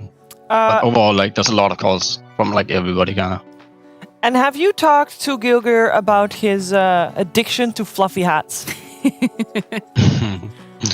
I mean, he talks about it. We don't talk to him about it. He's the one talking about it. Is one lucky? Is that why he keeps 2 of them, or? I don't know. You know, it's just the new bracer. The new bracer? Bracer. All right, yeah. It's very gold efficient. I'm with Gilgir on that one. He's a smart man. Tell him I said that.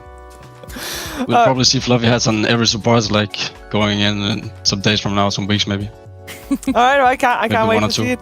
Gilgir is the one to start it all. I will remember. Thank you, Ace, for taking the time to talk to us. I'm sure that if you guys keep playing the way you just did, we're going to talk to you guys a lot more, and we're going to see a lot more out of Hellbear Smashers. With, by the way, Hellbear Smashers. Oh, is he still here? No. No, Ace, come back. It's okay, we're still here. I am just curious because we have. Hey, he's here. He's here. Yes. All right. I have a quick question because in the upper division we had 2 teams that also had their own team name and that got organizations. I don't know if you were looking for one. If you want to plug yourself on the show right here, right now. No, we will be looking. Oh, we are kind of looking for sure. Would be nice. DMs are open. Organizations. Yeah. Oh, there you go. Don't change your banner, though. I love the little stick figure Hellbear Smasher on your mid banners. That's good. Cap, you had anything to add? Oh, no, I mean... Shout out to Mudgolems for the inspiration. Yeah. No, I mean, thanks, Ace, for the invite. I was just going to say, I mean, these guys are going to the upper division, so any orgs, now's the time to pick them up. Get on board now. You can have the winner of lower division and then have a team in the upper division Dota next season. hipsters, pay attention. Yep. Thank you, Ace. Sorry for calling you back there. Thanks for having me. And yeah, indeed, we will see a lot more of Hellbear Smashers. They are obviously the top team right now in the lower division, and we can take a look at the standings and see where that brings the rest of the 7 squads. Hellbear Smashers together with Creepwave, a 2-0, both for them. Again, the top 2 of the regions go to the upper division next season. The rest, I mean, doesn't really matter. Like, it's top 2 or bust. Yeah. Really. When you're in this situation. And Burjui 1-1, Brain 1-1. Just Hippomaniacs and Metaphor Pro not doing too hot, but yeah, again, it's just about the top. It's brutal, Moxie. It's top 2 or nothing. There's 8 teams. It is. You know, it's nice though being able to have this lower division. The fact that we get to see some of these other players that, you know, they've been pub stars for quite a while, and you know, you'd only know them if you were playing in those high MMR pubs. But now there's a chance for people to start to get to know them here in the more professional setting and start to get a following. And you know, maybe these teams don't necessarily end up sticking together, especially, you know, some of the open qualifier teams. But it's a chance for them to start, you know, making a name for themselves and putting value on themselves. That's a big deal. It is a big deal for sure. And any final words on burjui there, Cap? Before we close the series? They had a tough opponent. Good luck next series. Good luck next series. They did have to play with the stand-in, of course, as well, making it a little bit more tricky, because even though Cancel's a very good player, it is different when you've practiced with a player and that player is not there. And this is my time to press the button. Now you know what's going to happen when I press this button, Cap. What? I think when I press this button, first of all, if I don't, we're going to listen to this a lot. All right, 3, 2, 1.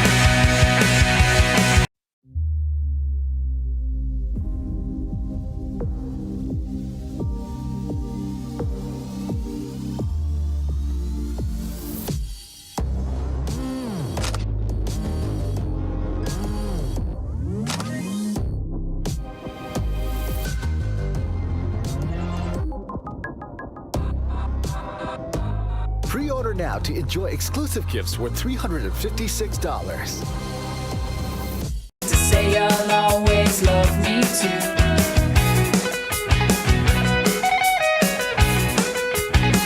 You take me down, down, down into the basement. We're upstairs under heavy engagement. No one even notices that you're gone. 'Cause I will love you for the better. You and I done strange together.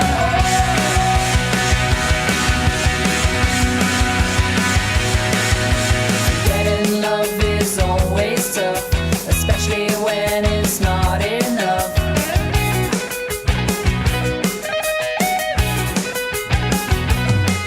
The fire's gone out inside of you, and nothing I have will ever do.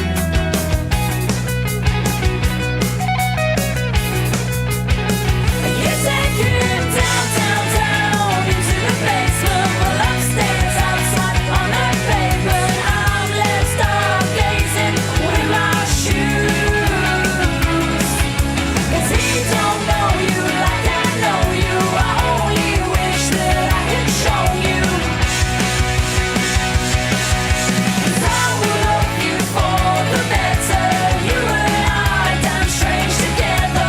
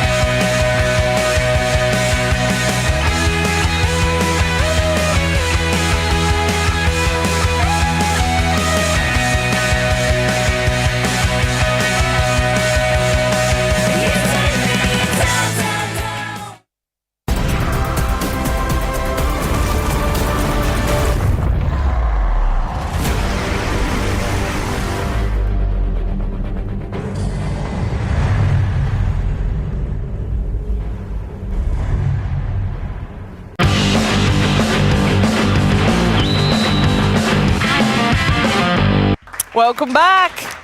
It is red button time here, DreamLeague Season 14, powered by Intel, and I'm the Quizmaster again. Love it. We have music to back up my quiz mastery. Great. My two panelists in Dota, but also panelists in this impromptu game show are Cap and Moxie, and they will be battling it out against each other. Excuse me, I believe you mean undefeated Quizmaster Cap. I'm the That's Quizmaster. the title I would like to... Okay, fine.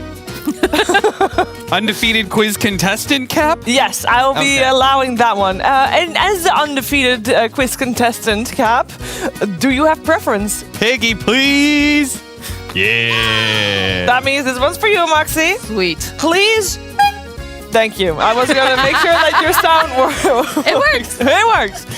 We're overgrown children, Shifra. Of course we're going to hit the button as soon as it's given to us. It's good, because you are going to need to hit the button when you figure out what is displayed on the screen. Now, we're going to see... Well done. 1-0, baby! No, that was a trial round. We're going to start with a distorted picture, and we're going to continue making it undistorted until one of you knows which hero, Dota2 hero, is portrayed in the picture. Are you ready, Moxie? I'm so ready. Let's go. Are you ready, Cap? Yes. Yes. All right. Let's get started with the first picture, please. Moxie, you did watch the quiz between me and Kyle, right? Yeah, I don't know how we didn't get those. Shiver sounded just like it. Good. I'm glad that you'll be a more worthy opponent than Kyle was. This is behind us. Oh, my camera's going too far. Disruptor. It is indeed Disruptor. 1 point to Mr. Cap. I'm ruthless, Moxie. It doesn't matter if you My were chair was still turning spinning. around in the chair and I didn't care. I can't reach the floor, Cap. I'm too short. I couldn't stop myself. I knew Moxie wasn't ready, but I didn't care. He's heartless. All right, let's look behind us. Then you can look behind you. You can look in front of it too, but this is maybe a little bit easier. Closer to the screen is better. Cap off of his stool on this next All right, one. if you both look at the same screen, at least, you know, then you have the same. All right, let's move on to the next hero. I think I know what it is already. Oh my god. Spirit Breaker? No. No! Oh, curses. Oh. I mean, I get to call it. She doesn't get to do it again, right? Correct. What? That's not fair. What could it be? I can't. Hold up. Is that... That's an intelligence hero. Is it Puck? It's just Puck. Oh, all right. Oh, God, I'm evil. Next one, Moxie. Come on. Darkseer. Yes. Yes. That was closer. You almost got me. That was close. Yeah, that was Damn, my close. aging reflexes. It's hard being 8,000 years old. 3-0 at the moment. You're ageless. As we keep seeing Darkseer in higher and higher definition. Next one is this.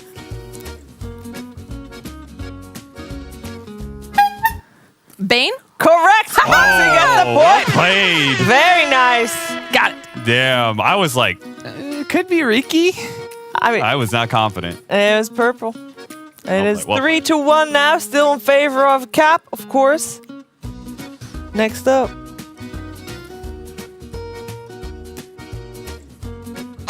Faceless voice. Correct. And that brings us to a 4-1 score. And I didn't want to be completely spoilery, but it was only 5, so Cap already won after the first 3. Let's go, baby! Oh my god! That almost hit me in the face. My god. I'm sorry. Cap's trying to take me out now. Oh my god. Get out of here, Moxie. Too big Go of to a the casting desk. contender. I think that means only one thing. I think that means next time we're going to have to put Cap against Owen, because that seems to be the only contender left that hasn't fallen in the quiz mastery. like how they're playing dark music.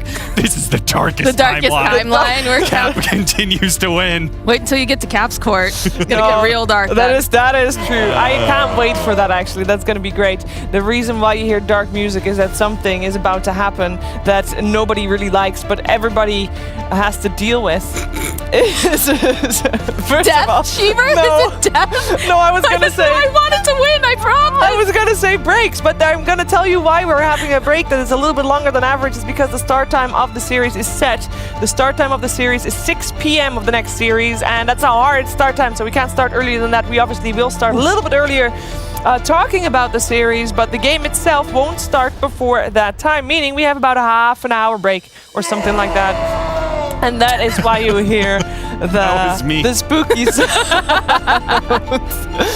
So, yeah, I'm spelling it out for you. We'll be back in 30 minutes. It is break time here at DreamLeague Season 14. But when we're back, it is upper division time with Tundra Esports and High Coast Esports.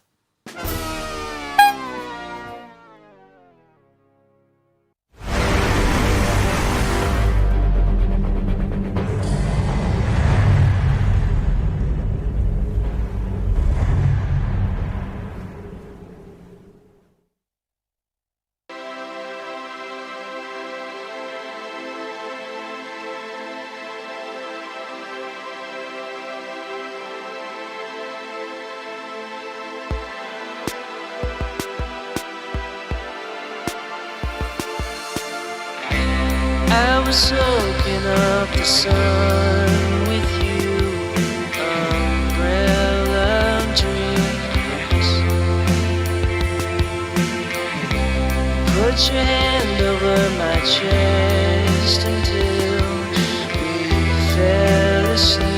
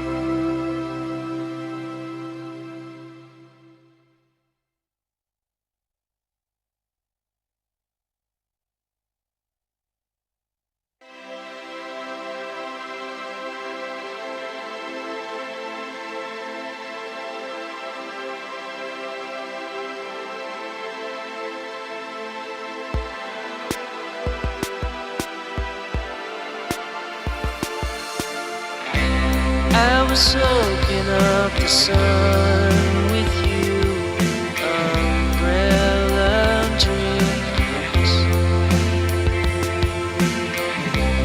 Put your hand over my chest until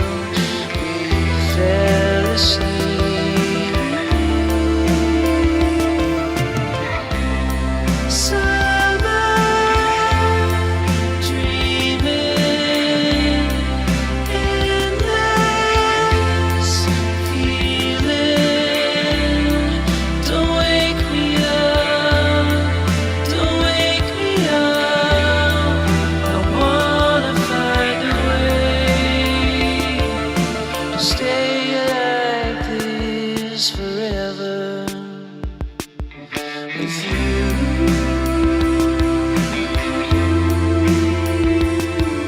With you.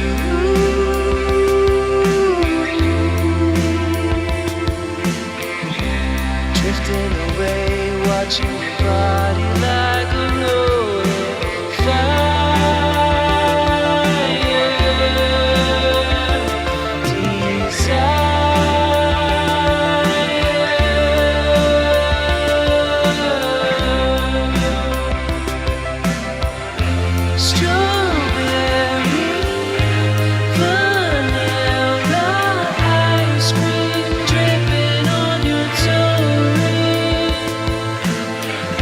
Strangers from small towns are begging for the drugs. Summer dreaming, endless feeling. Don't wake me up, don't wake me up. I wanna find a way. I wanna find a way to stay like this forever with you.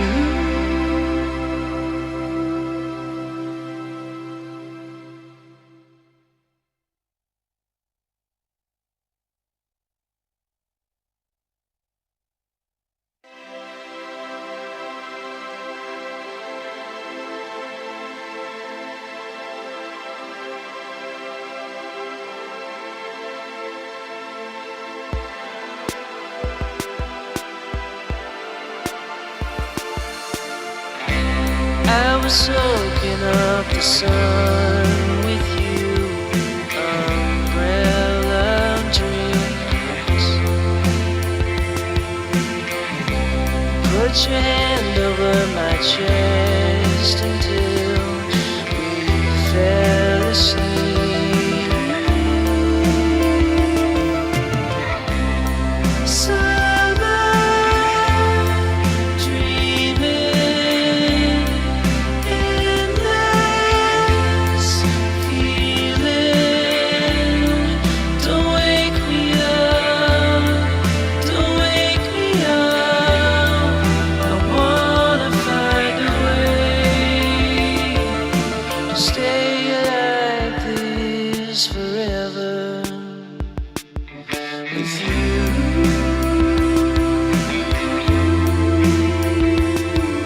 With you.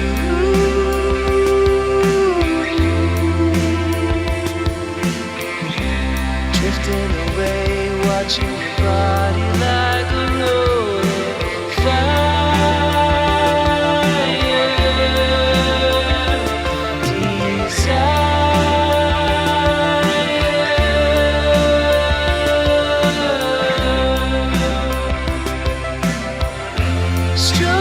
Strawberry, vanilla ice cream dripping on your tongue. Strangers from small towns are begging for the drugs. Summer dreaming, endless feeling. Don't wake me up, don't wake me up. I wanna find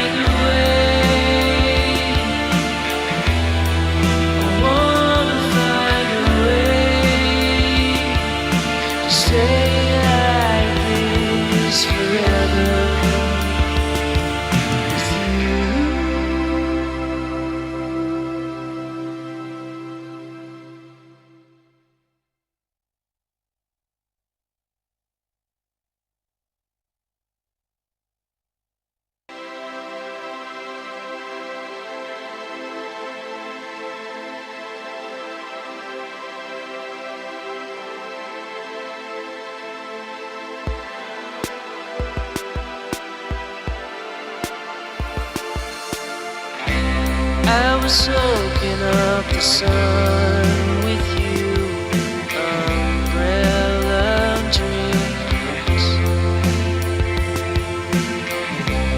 Put your hand over my chest until we fell asleep.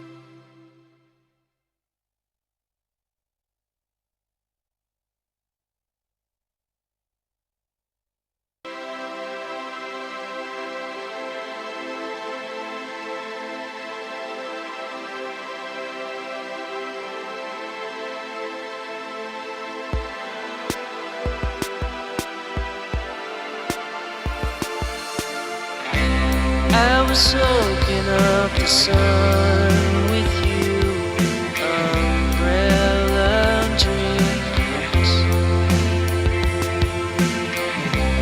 Put your hand over my chest until we fell asleep.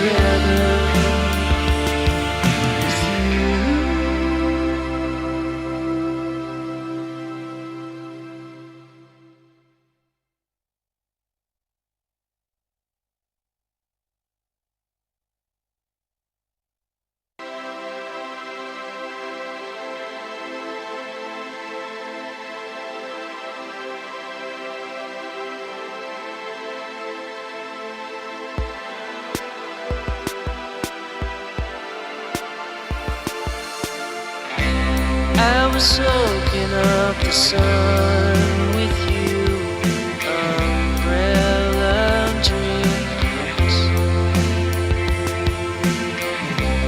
Put your hand over my chest until we fell asleep.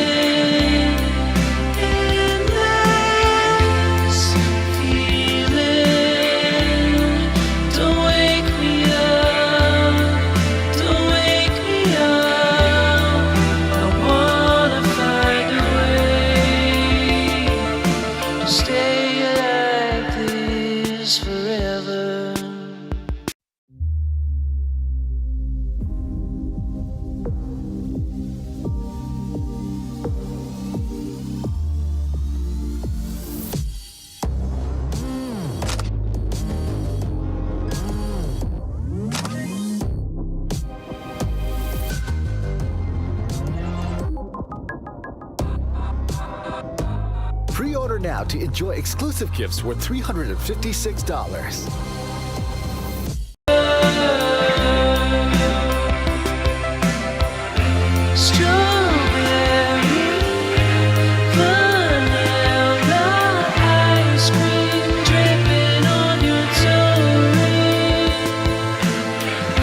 Strangers from small towns are begging for the drugs.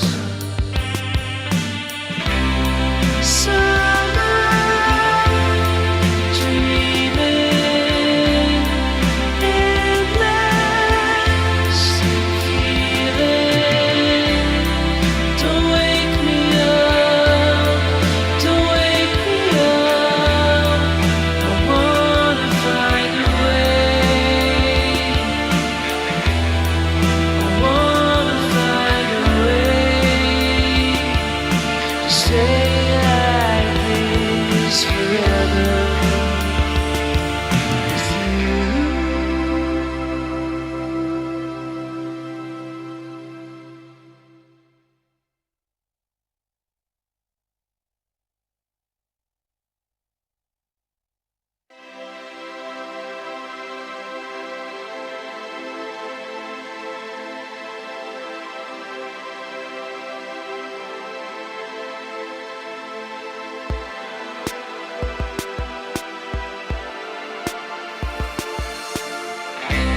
I was soaking up the sun with you, umbrella dreams.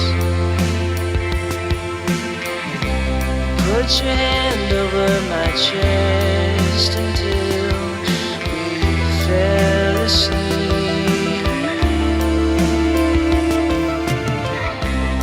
Summer dreaming, endless feeling. Don't wake me up, don't wake me up. I wanna find a way.